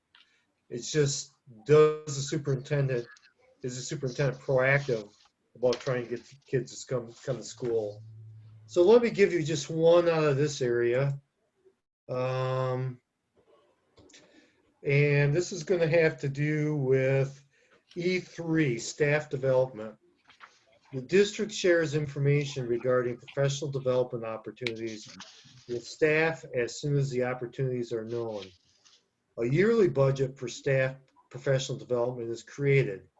Staff members may apply, and if administration approves, the staff member may attend, as long as the budgeted money lasts or the staff member can find another source of funding. So kind of the scenario here would be, okay, $10,000 is set aside for staff development. First come, first serve, as long as the superintendent approves, or excuse me, principals approve. Once the money runs out, it's up to staff members to find another source of funding, or pay for it on their own, I guess. So where would you put that E3?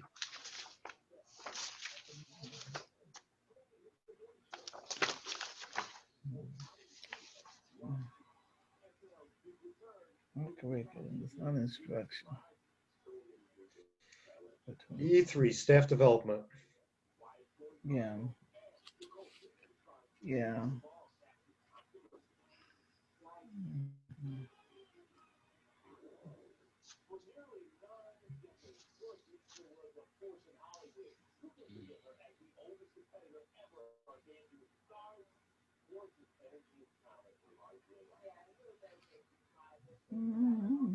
I will put it in 2. Okay, staff development programs are offered based on available opportunities. Okay? I would agree with that because ideally, staff development opportunities should be targeted towards your goals and to the needs of the district. Right. And then you want to have a budget provided that promotes that. So you've been really good on this. I appreciate it. We got about another hour left, but let's take a 10-minute break and come back and we'll finish up, okay? 10-minute break. Sounds good, sir. You have to. I think it'd probably be a good point if we just broke for a little bit, and I'll get the right PowerPoint geared back up here and we'll get back together in Thank you. 10 minutes. Thank you. Mm-hmm.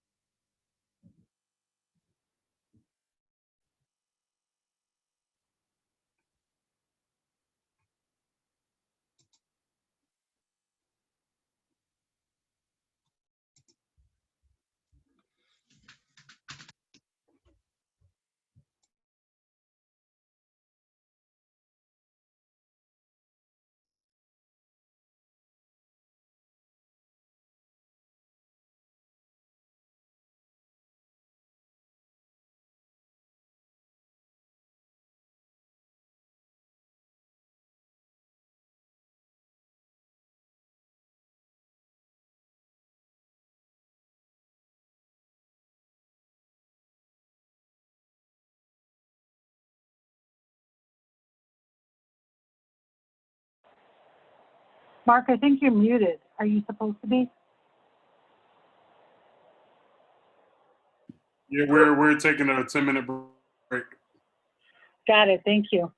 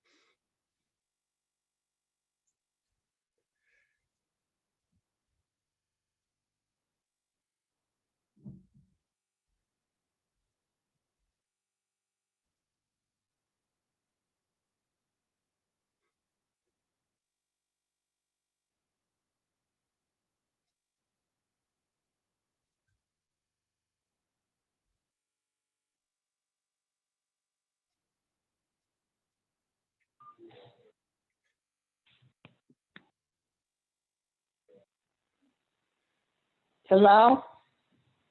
Hello, I want to just check and see if everybody's back on. Yeah, I don't know about everybody. I'm back I'm on. here. Thank God. Thank you. Thank God. Liz is here. Okay, Roger, are you back? I'm back on. Yes, I'm back. Okay, excellent. Thank you for that. Before we, and you should be able to see my screen again. It should say aspects of evaluation cycle back in the PowerPoint. But before we go there, I would ask you to turn to page 15 in your evaluation instrument. And if you remember back at the beginning of the PowerPoint, we said that 50% of the evaluation is based on this, on the instrument, on the 5 standards that we just went through. So Administrative Assistant Goodwin, I'm sorry, will be in the room during the closed session evaluation. She'll be inputting your consensus scores into the spreadsheets that's provided, and it'll automatically calculate each one of these areas and reach a score for the five major categories. If you flip over to page 16, you will see student growth is written in red because that is a required component of the evaluation. This information, as was mentioned before, will come from Dr. Townsell. He'll prepare this and provide you with some evidence of the student growth in the district. And that weight, again, as you see in the top in the red, is 40%. Again, that weight is required by law. Okay. And then progress toward district-wide goals, again, is required. It's 10% of the total evaluation. And this is referring to how you're doing on your strategic plan, how the district is doing on its strategic plan. If you are a district who has yet to put a strategic plan in place, I think a good thing to do is refer to some of the building plans that are required for that portion. But hopefully, you'll go into the strategic planning process, and this will be a lot more evident. Then going to page 17, again, Administrative Assistant Goodwin has added all that information into the spreadsheet, and it self-tabulates and it gives you a rating. There's a place at the end for comments by the Board of Education and comments of the superintendent. Again, Ms. Goodwin can capture those. And then there's a place. Hey, Mark, can I interrupt for just a minute? You may. Yes, it's Liz. Can you please tell me what if there's not a consensus vote? Consensus vote on a rating? Yes, Let me, we'll get into that in just a second if you bear with the process. Absolutely. We'll talk about that. But if, in case somehow we miss that, don't let me get away with it, okay? Because I do have an answer for you on that. So looking at the evaluation cycle, I'm gonna go back to the PowerPoint here again. And it's a developmental process. And it's, again, with the idea of growth. Okay, not gotcha, but growth. And it provides your superintendent with a great mechanism for feedback. And as I look at my own 39 years of evaluations in 1 public second, education. Brother Mark. I think someone needs to probably mute their phone. It's like a ruffling going on. Okay, thank you. Thank you. As looking at my own evaluations over 39 years, I wasn't afforded with a whole lot of feedback for growth. I was mostly told I was doing a good job, which was appreciated. You know, it's nice to hear that. But if there were opportunities for growth, pretty much I had to come up with them, because I didn't get a lot of the feedback that would have been more valuable to me. So in this process, that feedback loop is so important for you to give your superintendent feedback and then to listen carefully to the responses. And quite honestly, and this is sometimes difficult for boards, but to take feedback from the superintendent as well. And again, linking the superintendent's work to the district goals. Wow, that's one of the most important things in this process. So in planning for the superintendent evaluation, you got to get together and decide how this is going to work and when it's going to get done. And we'll talk about the calendar here in just a second. So evaluation cycle, setting performance expectations. Okay, why do we want performance expectations for the superintendent? Well, we want to, as superintendent, you want to know what the board expects of you. And as a board, you want to know what to look for. So you're establishing real clear priorities for the work and also providing for accountability. I think this next slide right here is so important.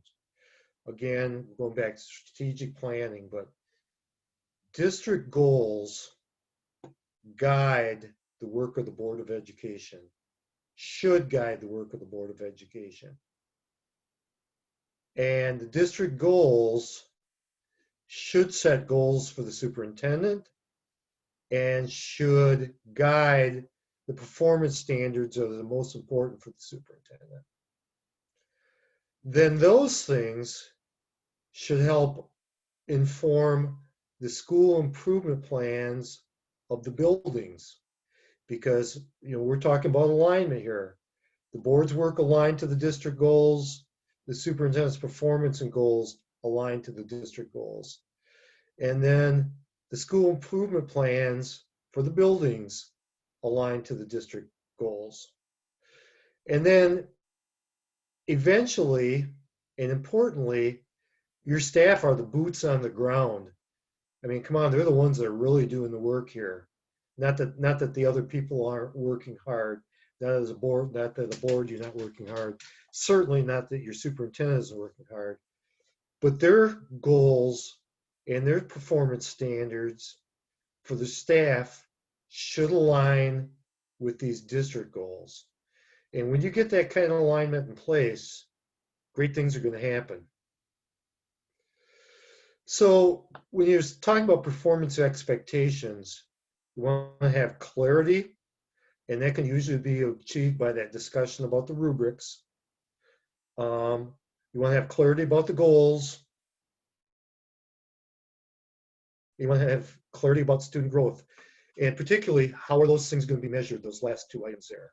So you should have agreed upon procedures for how student growth is going to be presented, how it's going to be measured, and how progress on the goals, district goals, are going to be measured. So some good questions to ask when we're talking about measurement are, what are we going to see? What's it going to look like next year that we're not seeing right now? And then also, how are we going to measure that difference? Okay, how are we going to measure that progress? And the superintendent responds to that. SMART goals are specific, so they're very clear. They're measurable. So what does that mean? Well, you've got to have a benchmark of where they're at right now, and then how you're going to measure where they're going to be in the future. They have to be attainable. You're setting your superintendent up for failure if you set goals that are not attainable. And I've seen some of those too. They got to be relevant. They should be important to your district. Okay, otherwise, why have the goals? And then there's got to be a time component on it. What are we going to see in 6 months? What are we going to see in a year? What are we going to see in 1 month? You know, whatever is appropriate to the goal. Monitoring goals. Again, we talked about how this progress is going to be measured. What's the baseline? And when we're going to start seeing data. Okay. And we talked about before, what's expected outcome. Two-way feedback. Informally and informally as well. Okay, formally, you're going to have the regular scheduled check-ins, and you're going to have the feedback loop at the board meeting. But informally, there's got to be an immediacy to feedback. As a board, if you question something, or the superintendent is doing something that, well, why is it being done this way? I don't quite understand. Don't wait. If there's a concern or a problem, here's an example of how to address it. And you want to do it in a non-judgmental, non-threatening way. Same way you would like somebody dealing with a concern of yours. Okay? Basically, what happened, what your behavior, what the superintendent's behavior was, or what the action was, probably is a better term, that you questioned, and what the impact was. And the good example here on this page was, there was a lockdown at the elementary school on Friday, and the situation was, I didn't know about it until it was too late, right? You sent an email out to the board, but I sure wish I would have got a call or a text or something like that. So maybe next time, could you remember to do that? And I'm sure the response will be, absolutely. Okay, I understand. It's no fun to be out in the community and be blindsided by some information. And everybody makes those mistakes. Everybody fails to communicate something along the way. That stuff's going to happen. Self-evaluation, portfolio creation. I mentioned to you that the superintendent evaluates himself using the evaluation instrument.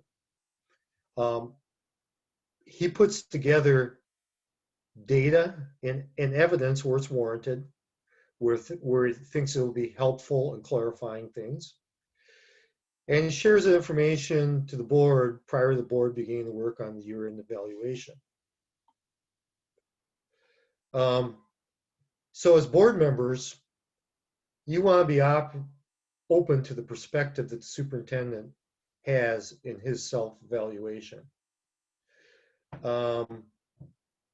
And if there's clarification, before you get to a closed session evaluation meeting, that's a good time to ask for it.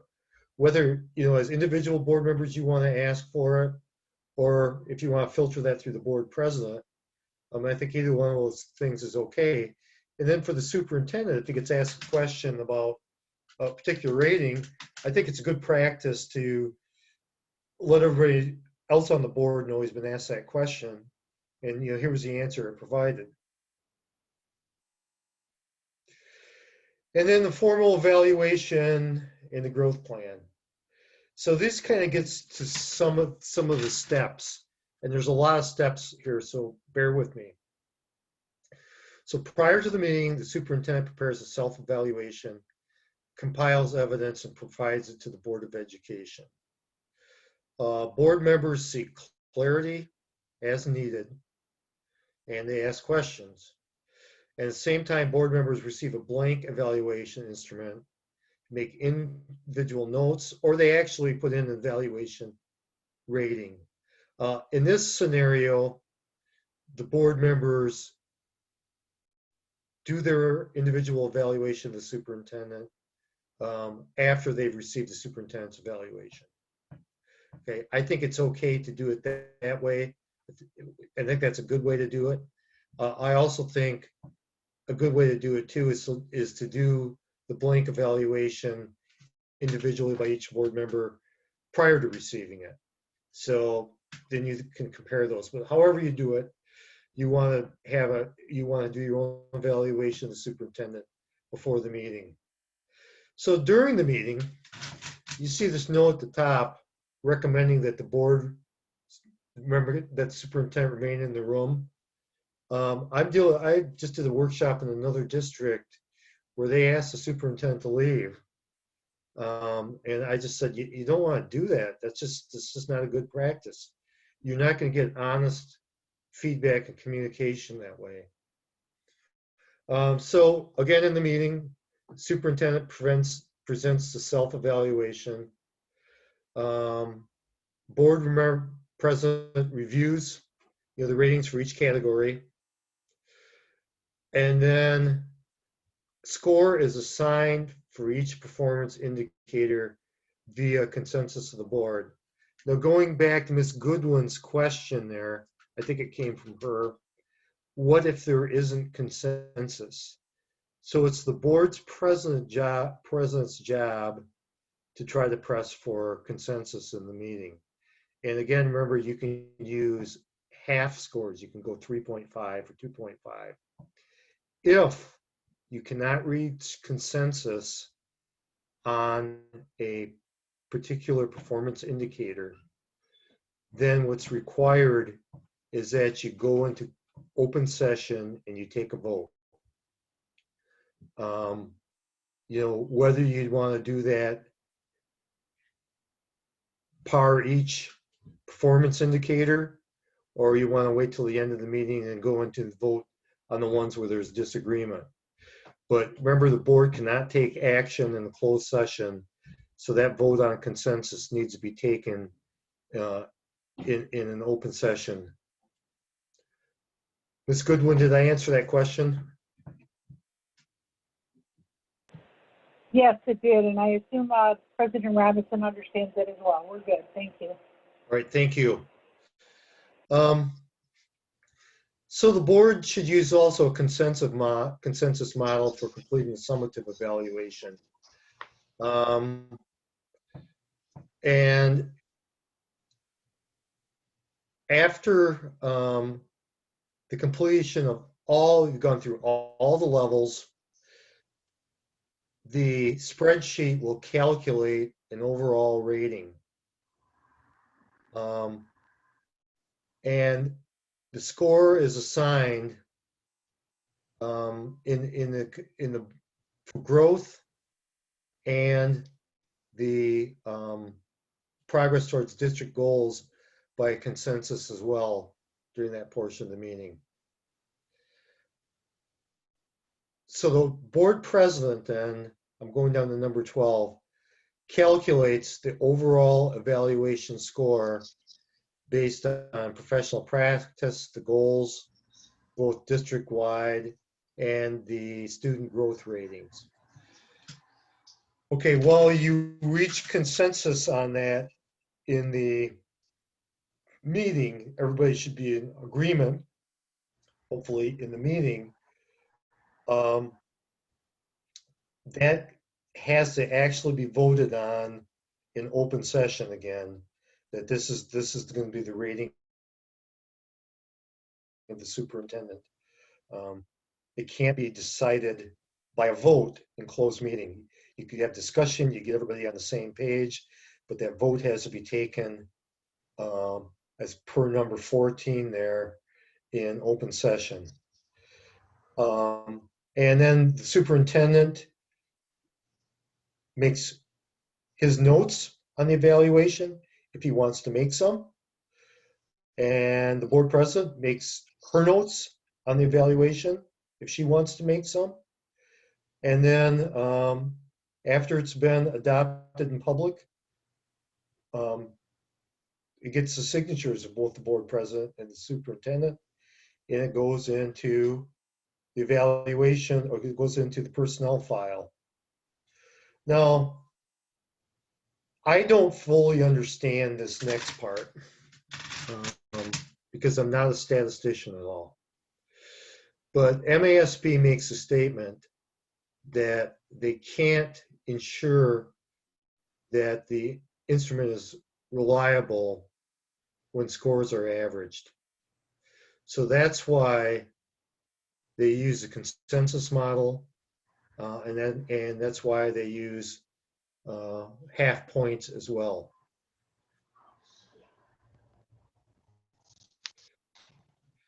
So after the meeting, Marion. Excuse me?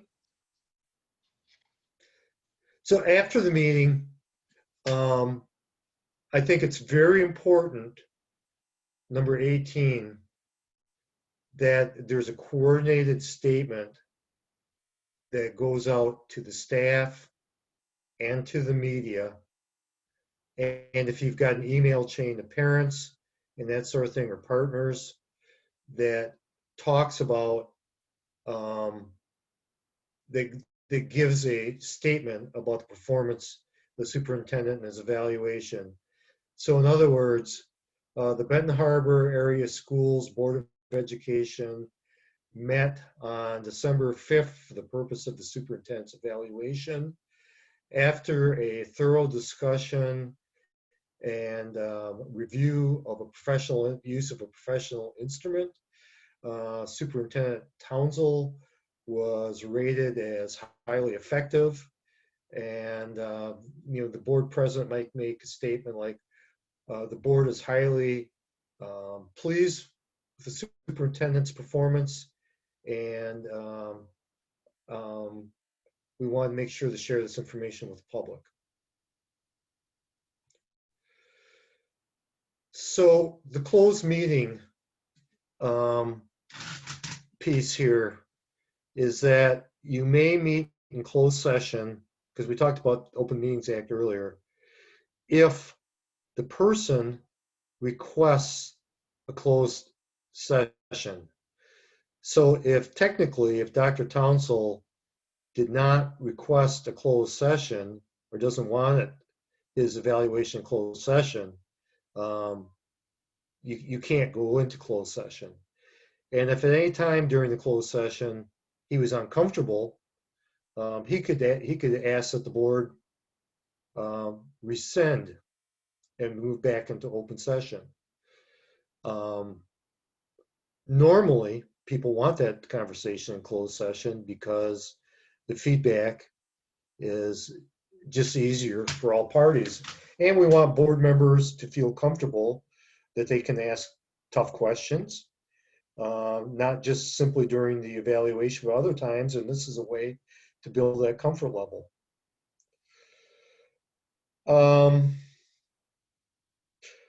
I'm going to skip over this closed meeting exception, this page right here, because I think we've gone over this pretty well. Again, when we go back into an open meeting, that board president reads a statement identifies the rating for each performance indicator, the overall rating, and then there's a vote to adopt the evaluation.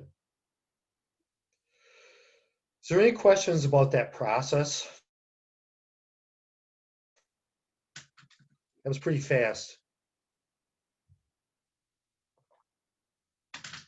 Are you still with me? Yes, sir. All right. Thank you. Yes. Okay, so the calendar. And I think Secretary Triplett was talking about this earlier.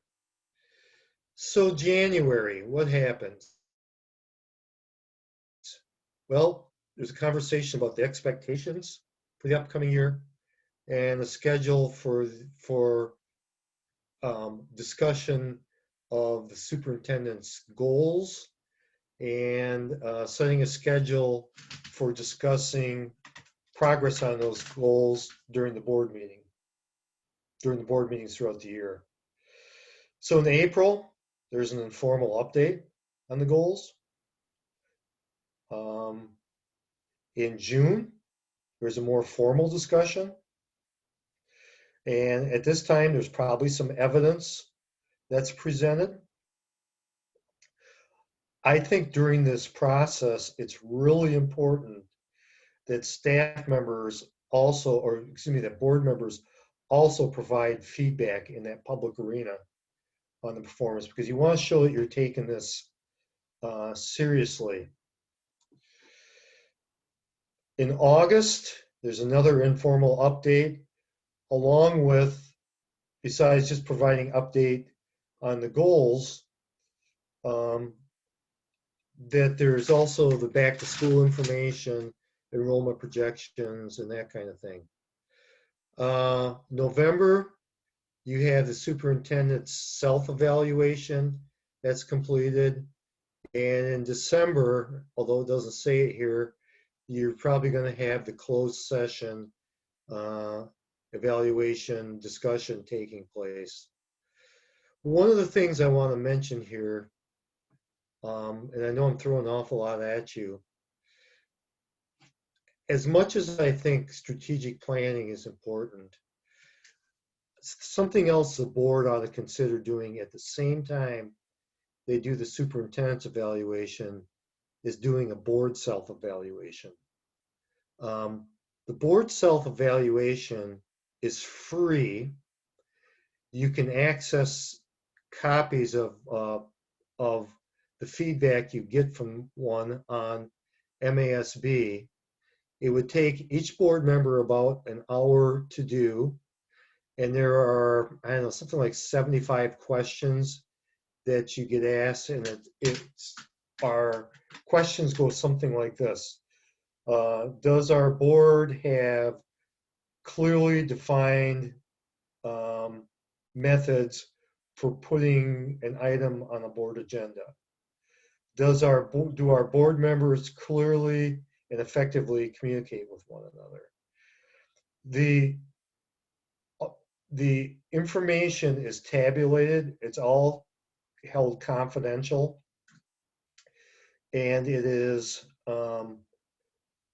compiled, and then the board as a whole gets scores in individual categories. So I think when you're talking about goals for the superintendent and expectations in January, I think it is really awesome when at the same time the board can talk about their self-evaluation and their goals and the areas they need to improve as a board, and just be totally upfront about it and work on it, just like the superintendent's working on his goals, that the board's working on their set of goals as well. So during the check-ins. I have a question for you. Yes. Oh, and this might actually be the screen. Are you going more in detail with that first screen that we were on? Is that what this is? Yes. Okay. Okay. So I think you may be answering my question. Go ahead. Okay. If I don't, you'll let me know. Okay. Okay. Thank you. So on those check-ins, you're revisiting the expectations, which are really the goals the superintendent established. Okay. Here's another important thing. Your superintendent shouldn't really have more than a couple of goals. Because of the rubric nature of the evaluation tool, he's got built-in goals. If he's rated a tool in the area, he wants to get 2 or 3. He's going to work on that area.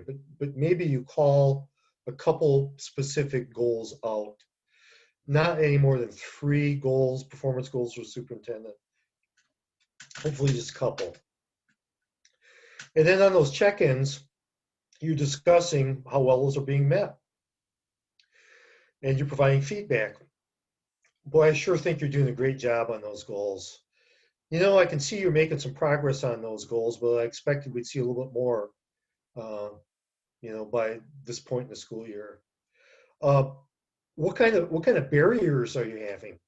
You know, what's standing in your way that you aren't farther along on these goals?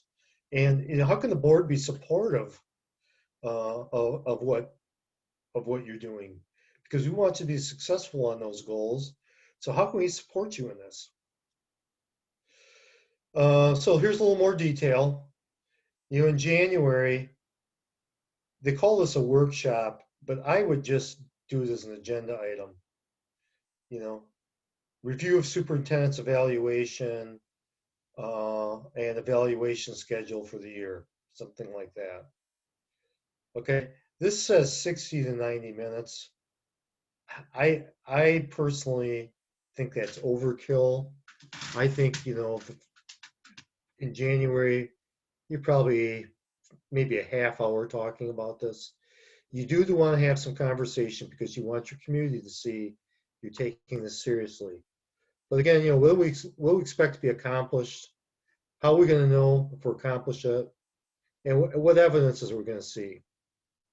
And then, you know, there's got to be some kind of a recording of what those expectations were, you know, what kind of indicators we're going to see, and what kind of evidence we're going to see, or you know, what the indicators, what the measurement's going to be, what the evidence is going to look like. And this is a living event, right? So this can change as you're going along. I mean, the indicators and the evidence can change. So then you want to schedule the dates for the check-in. So you're going to have this date at the, you know, January, or excuse me, the April 13th meeting and the June 30th meeting, and you set those dates. So sometimes at the beginning of the cycle, it's good to review these things. Superintendent's job description, it's typically in most districts, it's a Neola policy. Board members should get a copy of the superintendent's contract. You want to review board policy as to evaluation. It's a good time to revisit the strategic plan, and the superintendent should say, here's how we're going to determine growth. And you review the superintendent's goals that you've set. Each board member should have a blank evaluation instrument. You've done that already today. You've all got one. And then, you know, you have a planning calendar that actually has the dates on it. So in April, again, it's the formal update. The superintendent provides you with an update on where he is on the expectations. And the board offers feedback. Okay, it says here a written update. I think that's a good idea to have a paper trail and have something in writing. Doesn't have to be writing a dissertation, but at least maybe a page of notes or something. In June, you have a more formal discussion. Again, you have update on progress and that kind of thing. And in this, it's a good idea for the board president to capture any questions from the board in advance. And again, clarification and honest feedback about the growth. And if there's any adjustments that need to be made, of course, is a good time to discuss them. The August update's pretty similar to the April update. You can see some of the other things that are included. I have a quick question for you. I'm sorry. Don't be sorry, please. Okay, so the updates that we have and the information that he's going to give us on his progress, is that something that it would normally be within a standard meeting? Because that seems like that would be something that could stand alone on its own. So would you suggest that that be a special meeting, or should that be something within our current meetings that we have? Because we have work sessions and then we have a meeting where we vote. So is this something that's a separate meeting in those? I think you can do it either way.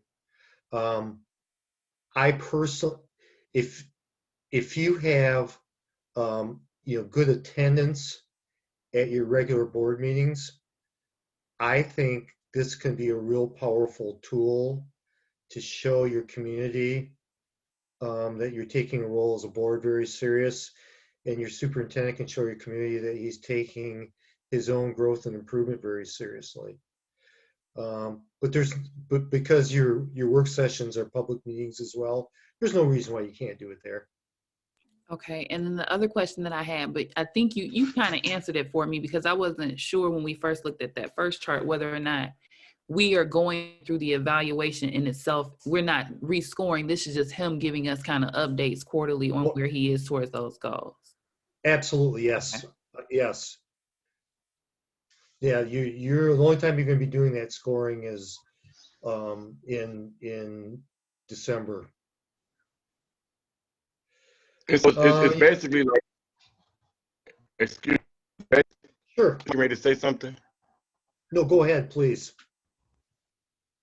So it's conferences is aggressive. So when you get down to the end, Secretary Triplett, I'm having a hard time hearing you. I am too. You're breaking up, Secretary Triplett. Phone is very choppy, Mr. Triplett. Can you hear me now? Yes. Yes, you gotta mute your other device because it's echoey now. Okay, y'all can hear me? Yes. Yeah, I think when you look at this piece right here, I think it just gives us an opportunity, President Robinson, with the evaluation process, where you have the initial conference, you set the goals, and you have those, and along the way, it'll give him an opportunity to just keep adding to his portfolio and his folder. And it'll also give us an opportunity to give him some feedback on some things that the things that we see are absolutely amazing, and to continue to develop that piece right there. And then those pieces that we think that we see as a board, like he said, that we see as a board that he might be behind on some goals, or need some assistance, and so it's really dialogue, and it helps. I think this helped us along the way. It's a part of our responsibility to make sure that we're talking. So in December, there aren't any surprises, because the evaluation piece, as long as we use and think of the evaluation piece as not being punitive, but to be developmental. And nobody's going to agree on everything, but the whole goal is that it is not punitive, because our goal is whoever sits in that superintendent seat, we want to give them an opportunity to be the best, number one, and to be successful. I agree. And so I have another question, because we're already in January, and that was one of my concerns, and you'll probably answer it later. Because how do we make up this time? Because our work session is next week, Tuesday. And so we haven't began the goals or the process of the goals, or how that process looks. And so it is next Tuesday, and then the 9th, we have our voting meeting. So how does that look? And also tonight, we were supposed to, in January, at our organizational meeting, meet with the superintendent in the organizational meeting and decide what evaluation tool we were going to use, and if we were going to continue to use this evaluation tool, so that we would be on the same page. So, I mean, I guess, you know, are we So going to do that here's together? my answer. You've got about 3 questions in there, and they're all really, really good. The first thing is, if you feel like you're behind at this time, you're not alone, and don't rush it. Okay, don't rush it. What you want to do, in my estimation, as a board, is establish some practices that are going to last in the district beyond the time when you're on the board. Okay, so if you aren't having the discussions in January that are outlined on here, it's okay. Don't sweat it. Maybe at your next work session, what you do is you talk about the calendar, and then you just build it from from where you're starting. Okay, so maybe instead of having this discussion about performance expectations at your next meeting, if you're not ready to have that, you move that toward middle or end of February or something like that. If a check-in in April isn't going to be something your superintendent's had enough time to show progress on those goals, maybe you move that back to May. And then moving forward into next school year, you get on this cycle.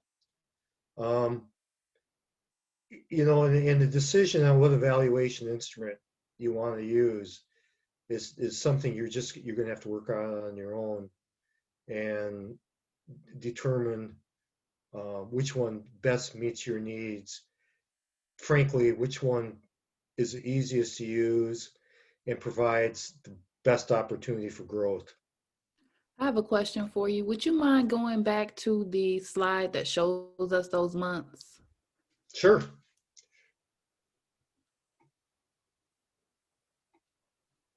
So I Right there? Yeah, thank you so much. So I think Secretary Triplett's concern is that the expectation in the schedule is something that per this schedule we would be doing in January. But what you're communicating is that we're not necessarily alone in not having that defined in January. So if we were to do that, for example, in February, then we wouldn't necessarily do an update in April. We would maybe do that in May. So you're saying we kind of have the flexibility in setting this schedule in a manner that works for us for this year, and then potentially, we can set the standard moving forward to try to be online with doing the January, April, June, and ongoing. Yes to everything you just said. Okay. All right. Thank you so much. And thank you, Secretary Triplett, for that question, because that was a good question. You're welcome, Madam President. Okay, some districts like to do the July to June. We certainly, MASB, prefer the January to December because you have new board members that have assumed their role in January, and they're going to basically have a whole year to monitor your superintendent's progress on the goals. So you're going to have a whole year to observe the superintendent for the purpose of evaluation. If you go that July to June, you get people on they're starting to evaluate the superintendent in May, and they've only watched the superintendent for a few months. So in my estimation, you are very wise to be on this cycle that you're on.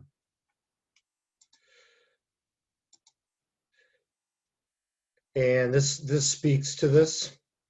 The one thing I would like to reiterate here or emphasize, I guess, is that as new board members come on, and if next time you have elections or you have an appointment, it's real important that you get training for the new board members that are coming on.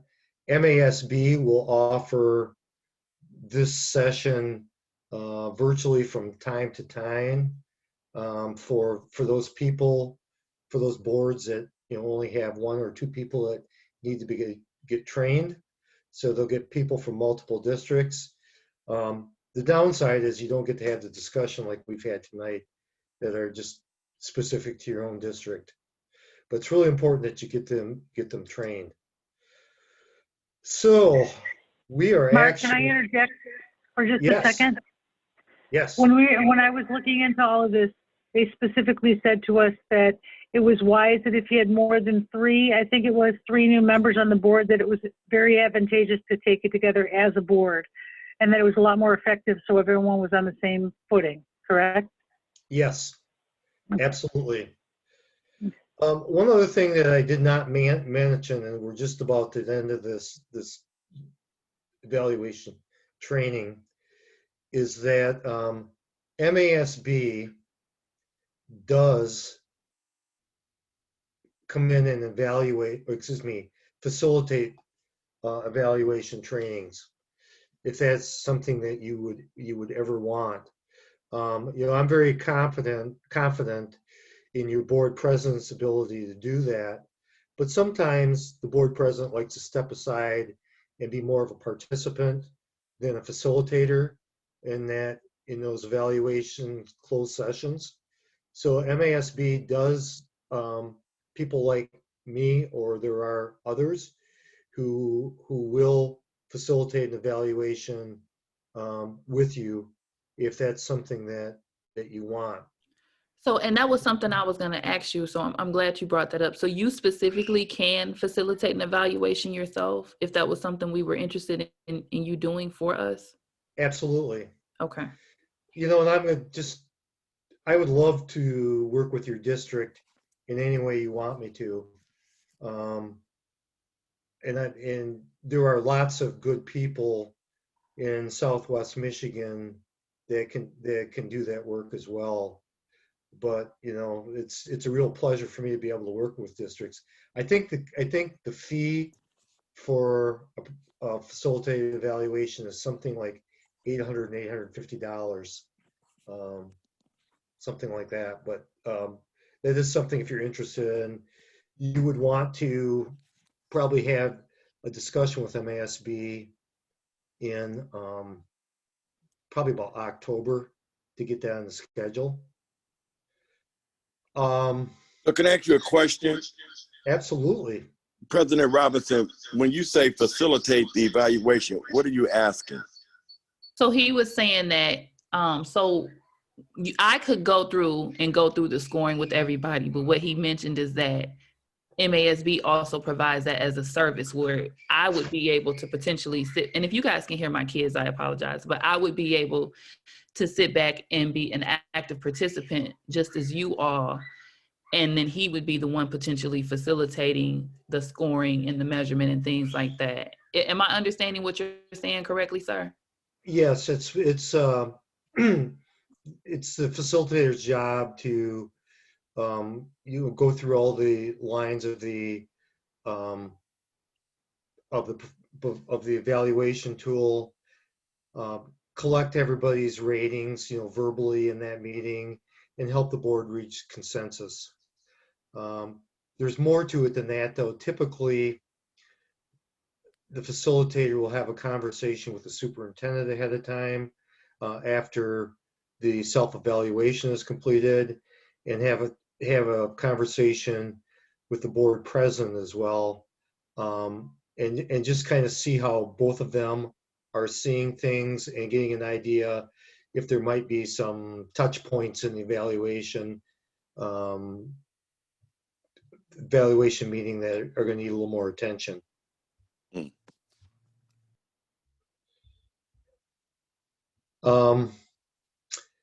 So we're kind of at the end of this, and I hope we hit these targets of reviewing what those indicators of job performance are, talked a little bit about artifacts, talked about the evaluation cycle, and you've had some opportunities to rate some of the different performance areas on the evaluation instrument.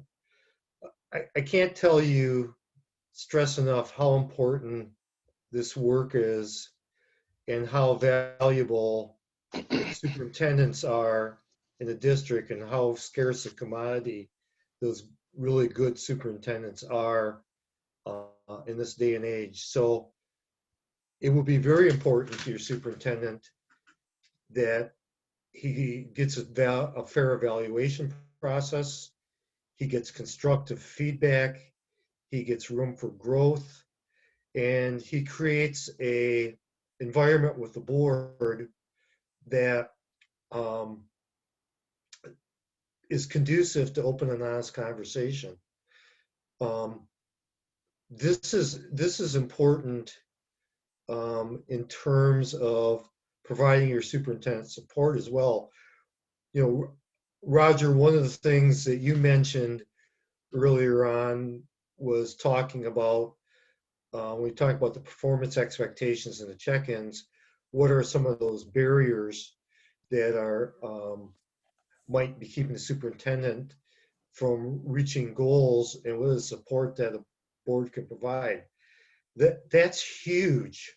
That's huge. And letting your superintendent know that you have his back when things get tough. And this evaluation process can just be a beautiful instrument for enhancing that relationship.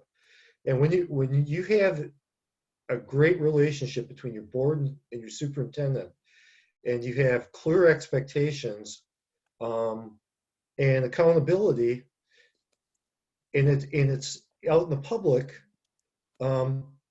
your community is going to appreciate that. They're going to respect the roles that all of you have as members of the leadership team. And it's just going to serve your kids really, really well. And if you're willing to go down the road of strategic planning and getting a meaningful process in place that involves your stakeholders and provides for input on the goals and the improvements that are needed in the district, and provides a mechanism for feedback, and that kind of thing, that's going to serve you really well as a part of this. And then if you're willing to go another step and have the board do a self-evaluation and make those results public and demonstrate to people in your community that you're working on your own goals of getting better, you're going to be operating on all cylinders. So I've talked way too much tonight. I apologize for that. If you'd like me to check in during a work session and talk to you more about strategic planning or board self-evaluation or any other service that MASB might offer, I would be thrilled to do that. So I guess I'm done for the night, unless you've got some questions. Mark, I have a question. Do you know about what percentage of the school districts in Michigan are using this evaluation tool? I don't.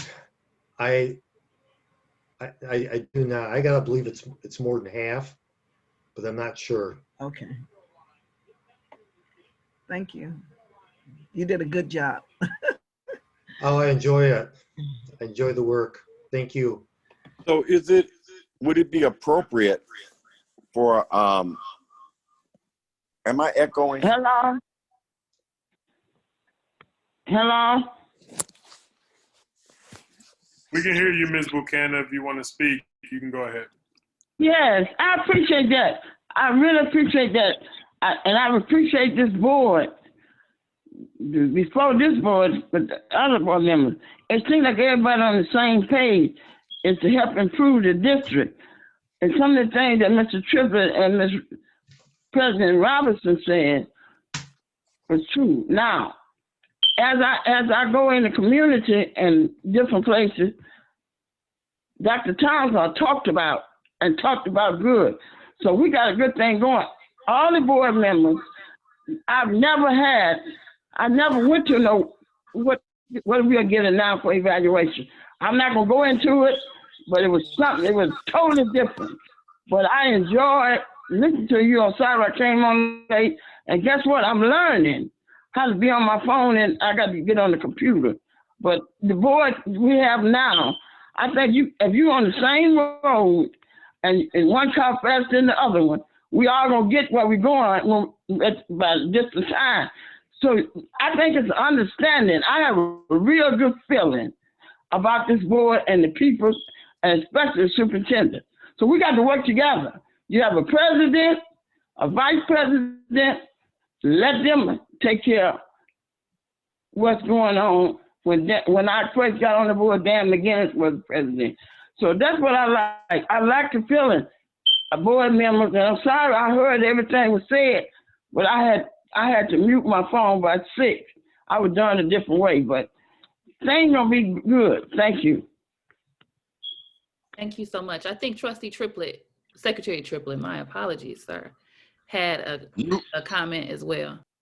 You are the president of the board. You are not the secretary. I know I can't. I have to get that out of my vocabulary. I keep calling you Secretary Robinson. Can you all hear me? We can. Yeah, we can hear you. Okay. Again, when we think about what we need to do to get on track, we got a month. You gotta mute one of your things because you're. I got everything mute. Okay, let me see something. Oh my God. There you go. Okay, is this better? Yes. Okay, I think, with us moving back to time, with us working in February, if we have to do a special meeting to give Dr. Townsend an opportunity to work on his goals and different things, I think that would be something that we really, really honestly need to do moving forward, so it won't be rushed and something thrown together. I'm quite sure he does have a vision and a mission that he would like to present. In my board training and webinar that I was in, there was also something said that the Board of Education need to identify a mission and a vision for the board. So we need to be doing some of the same work that we're asking him to do and making sure there is alignment. I also wanted to ask, you said that there is a board self-evaluation instrument that is free. And I was wondering if we could get an access to that, on the front end, so we can start looking at some things, because it's going to give us some things that we should be doing. Right on. A general idea with us being new to the Board of Education. Is there any way we could get access to that in advance, so we can look at it right now, so it can give me, I would like to see it so I could know the type of things that we need to be doing, and making sure that I'm doing my very best to try to align myself with those expectations. Secretary Triplett, this is Liz. I can look into that tomorrow. I'll call up MASB unless, Mark, you have some other feedback on that? I do, Liz. If you call me tomorrow, I'll show you how to access it. Perfect. I'll take care of that tomorrow. And then the board, I'll send that all to you tomorrow. Right on, right on. Something I'd like to, you had some good conversation about, how are you going to adjust the calendar this year? Something you might want to consider would be Dr. Townsend and the board president, getting together and just recommending a calendar to the rest of the board in a work session. Okay, that's definitely something we can discuss. And I think even if we, currently we have a work session and a standard board meeting, and we as a board have quite a bit of things to do, even if we were to do, a special meeting for the purpose of getting that scheduled together. That's something we can look into our bylaws to see if that's something that we can get on the calendar as well. But we're definitely going to be exploring how to ensure that we can get these things done effectively and efficiently, so that we're on track for the remainder of the year. Okay, very good. President Robinson, I have another question. Yes, sir. From and Dr. Townsend.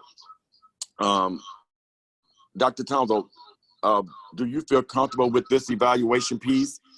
And would it be appropriate for us to go forth and say that we would, like tonight, could we vote on it since it's a public meeting and say that we will use the MASB evaluation tool for this year?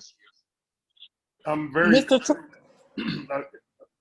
Were you asking me or somebody else? I'm sorry. Yes, you, Dr. Townsend, how do you feel about it? And then I was asking President Robinson, is it appropriate for us to do it on the floor tonight to pick this instrument? I do feel comfortable with this instrument. I did just go through it.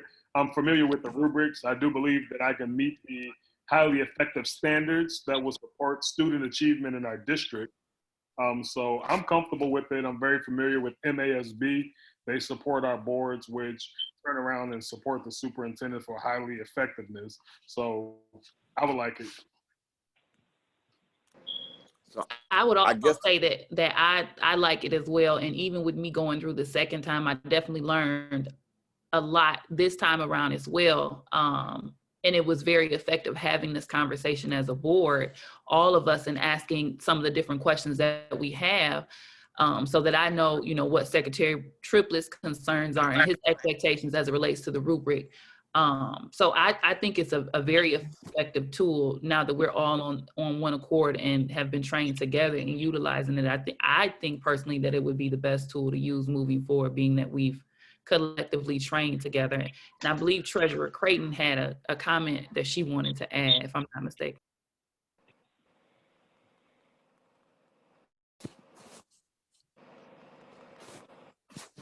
Can you hear me, President Robinson? Yes, sir. Go ahead. I can hear you now. Even if we look at it and say, we can just discuss tonight, because we do have a work session. And so it probably would have to go on the agenda, on the agenda to be able to do it. So we need to think about how we can get that on the agenda. But we just had in this discussion tonight, the superintendent feels comfortable with it. Some of the board members feel comfortable with it. And we probably can get some more time to look at it a little bit more in depth. But is there any way we can do this and put it on so it can go into the public? It'll be a good piece for the public to let them know that we had this meeting, which was open to the public, and then because they're more likely to come to our workshop, to our board meeting, which is February the 9th. And then we can just go ahead and accept it. And then we got people, the community is there. Whatever you decide, you let me know and I'll add it to the agenda. It's no problem. Treasurer Creighton, did you have a comment? I may have misheard. I thought you unmuted for a hot second. Dr. Townsend said that he wasn't talking to me, but I was going to say that we are not able by policy to vote on anything during a special meeting that is not on the agenda. Okay, thank you so much. I was going to suggest that Liz get this as an agenda item for our February meetings. So we can I'll go ahead and put it on the work session for next week then, all right? Yes, ma'am. I was just gonna make a quick comment. I don't want to prolong the meeting. I'm glad that we did have this training and cleared up a lot of stuff that everybody could hear everything that's going on. I want to thank Mark for taking this time out. I've taken one of your classes before. I think last year up there in Lansing, I took one of your classes. I think the finance class you conducted, or it was another one. I forgot. It's been so many of them. I'm pretty much, if I'm quiet, I'm just sitting here listening. I really too much don't have any questions, just with comments. And from the little bit that I did glean from the last evaluation we did last year, it was pretty much, picking up more information and learning, which is always never a bad thing. It's just to get some more information to add on to what you already know. And that's one, and the strategic planning part is just one thing I've always been hounding that we get, and I'm glad that we're going to try to take steps to do that. And that probably would be if we set up a board retreat in the future, so that way we can have more time during a board retreat to talk about that when we do schedule one. Yeah, you could request that Dr. Townsend mentioned getting proposals from different parties, and you could have a retreat where you invited each one of the parties to make a half-hour presentation or something like that. I'm sure people would be happy to do that.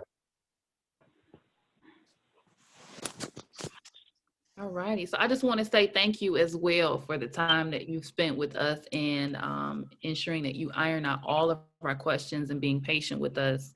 As you can see, we are all extremely committed to ensuring that we are working effectively as a board. And so I think we had some amazing questions from all of our trustees tonight. And I think that your responses, and I'll turn my camera on so you can see me. I think that your responses were amazing. So I appreciate your patience with us and your commitment to ensuring that we did get the answers that we were looking for. Unless someone else has something related to the training or a particular question for him, I am fine with moving on to the next item on our agenda, but I'll see if anyone else has anything they'd like to add before I do so. That is training related specifically. President Robinson. Yes, yes, Trustee Buchanan. I would like to, I didn't know the gentleman's name, but I was late getting on my phone. But everything sounded good, and it was very, when I put you on the board, I went to a meeting, I had a retreat, and that's a good thing for training. But understanding is the best thing in the world. So I think with this board, like I said earlier, that everybody's on the right page, and they want things, I would like and want Ben Harbor to come back strong and be a big tiger. So Mark, I think your name, Mark, you've done a beautiful job. Thank you. Okay, thank you so much for the opportunity. Again, thank you for the work that you do. Liz has my contact information, and if everybody needs to get a hold of me for anything, she's free to share it with you. So thank you very much. Good luck. I'm going to leave the meeting. Thank you so much. Have a great evening. Thank you. Be safe. All right, so moving along, I don't think anyone else said that they had any particular questions or comments regarding the evaluation training. The next item on our agenda is public comment. And I'm not sure if there's anyone on the call that would like to make public comment. Well, I don't know if I'm your only public, but I'm Sharon James. And it was exciting to listen in while you guys tonight. You guys had awesome questions, and I think he gave you some very wonderful answers to give you at least a jump start on spending time with your instrument so that you can become more familiar with it along the way during your timeline.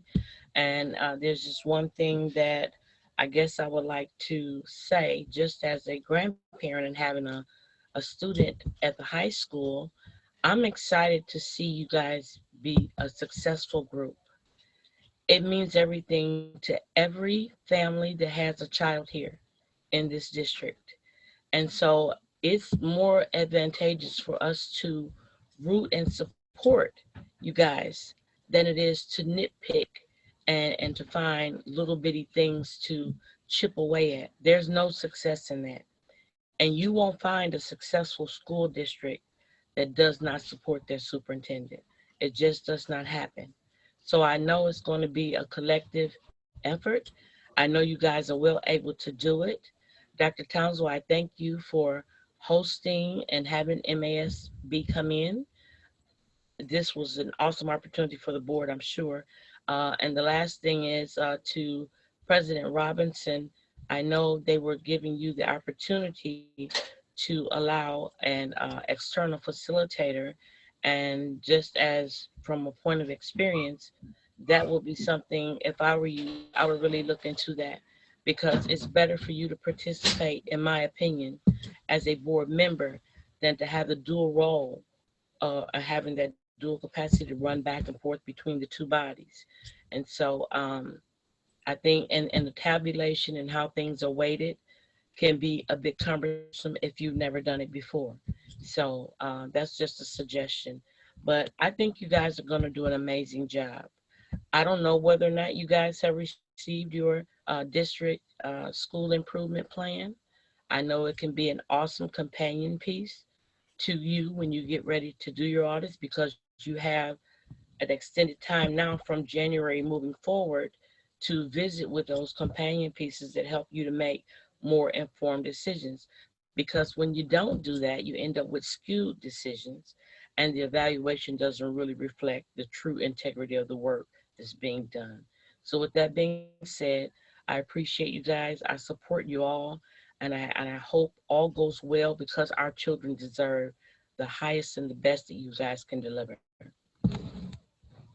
Thank you so much for your comment, Ms. James. And I appreciate your patience in staying on with us this evening as our only citizen. It shows your level of dedication to the success of the district and the students.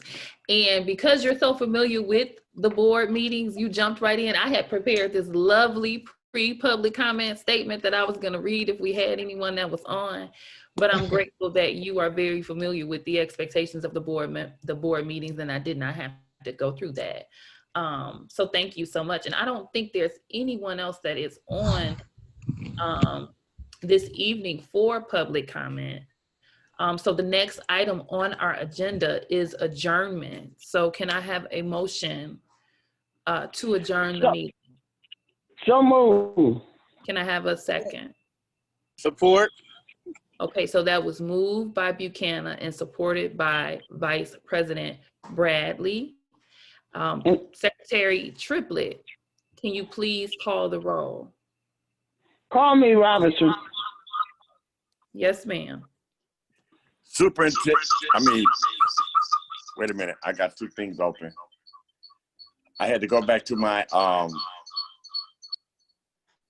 my attendance sheet as well. Trustee Rocket Martin. Yes. Trustee Lou Buchanan. Yes. Trustee Trenton Bowens.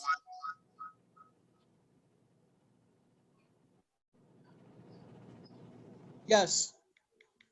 Treasurer Angel Creighton. Yes. Secretary Triplett. Yes. Vice President Bradley. Yes. And President Robinson. Yes. Motion carried. Thank you. All right. Y'all have a good evening. Well, you have to let me adjourn first. I call this meeting for adjournment at 8:53 p.m. Have a good evening, everyone. have a good evening. Have a good evening. Hey, goodbye. Everybody. Thank you. All right, y'all have a good evening. Good luck, Dr. Townsend. Thank you so much. You can do it, Doc. Thank you.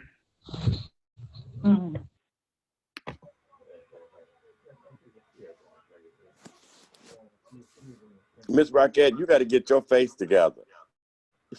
Be quiet, boy. How come you didn't show your face? Cause, let me show you my face. You guys got your, I know y'all got laptops. Here go my face. I had on the t-shirt.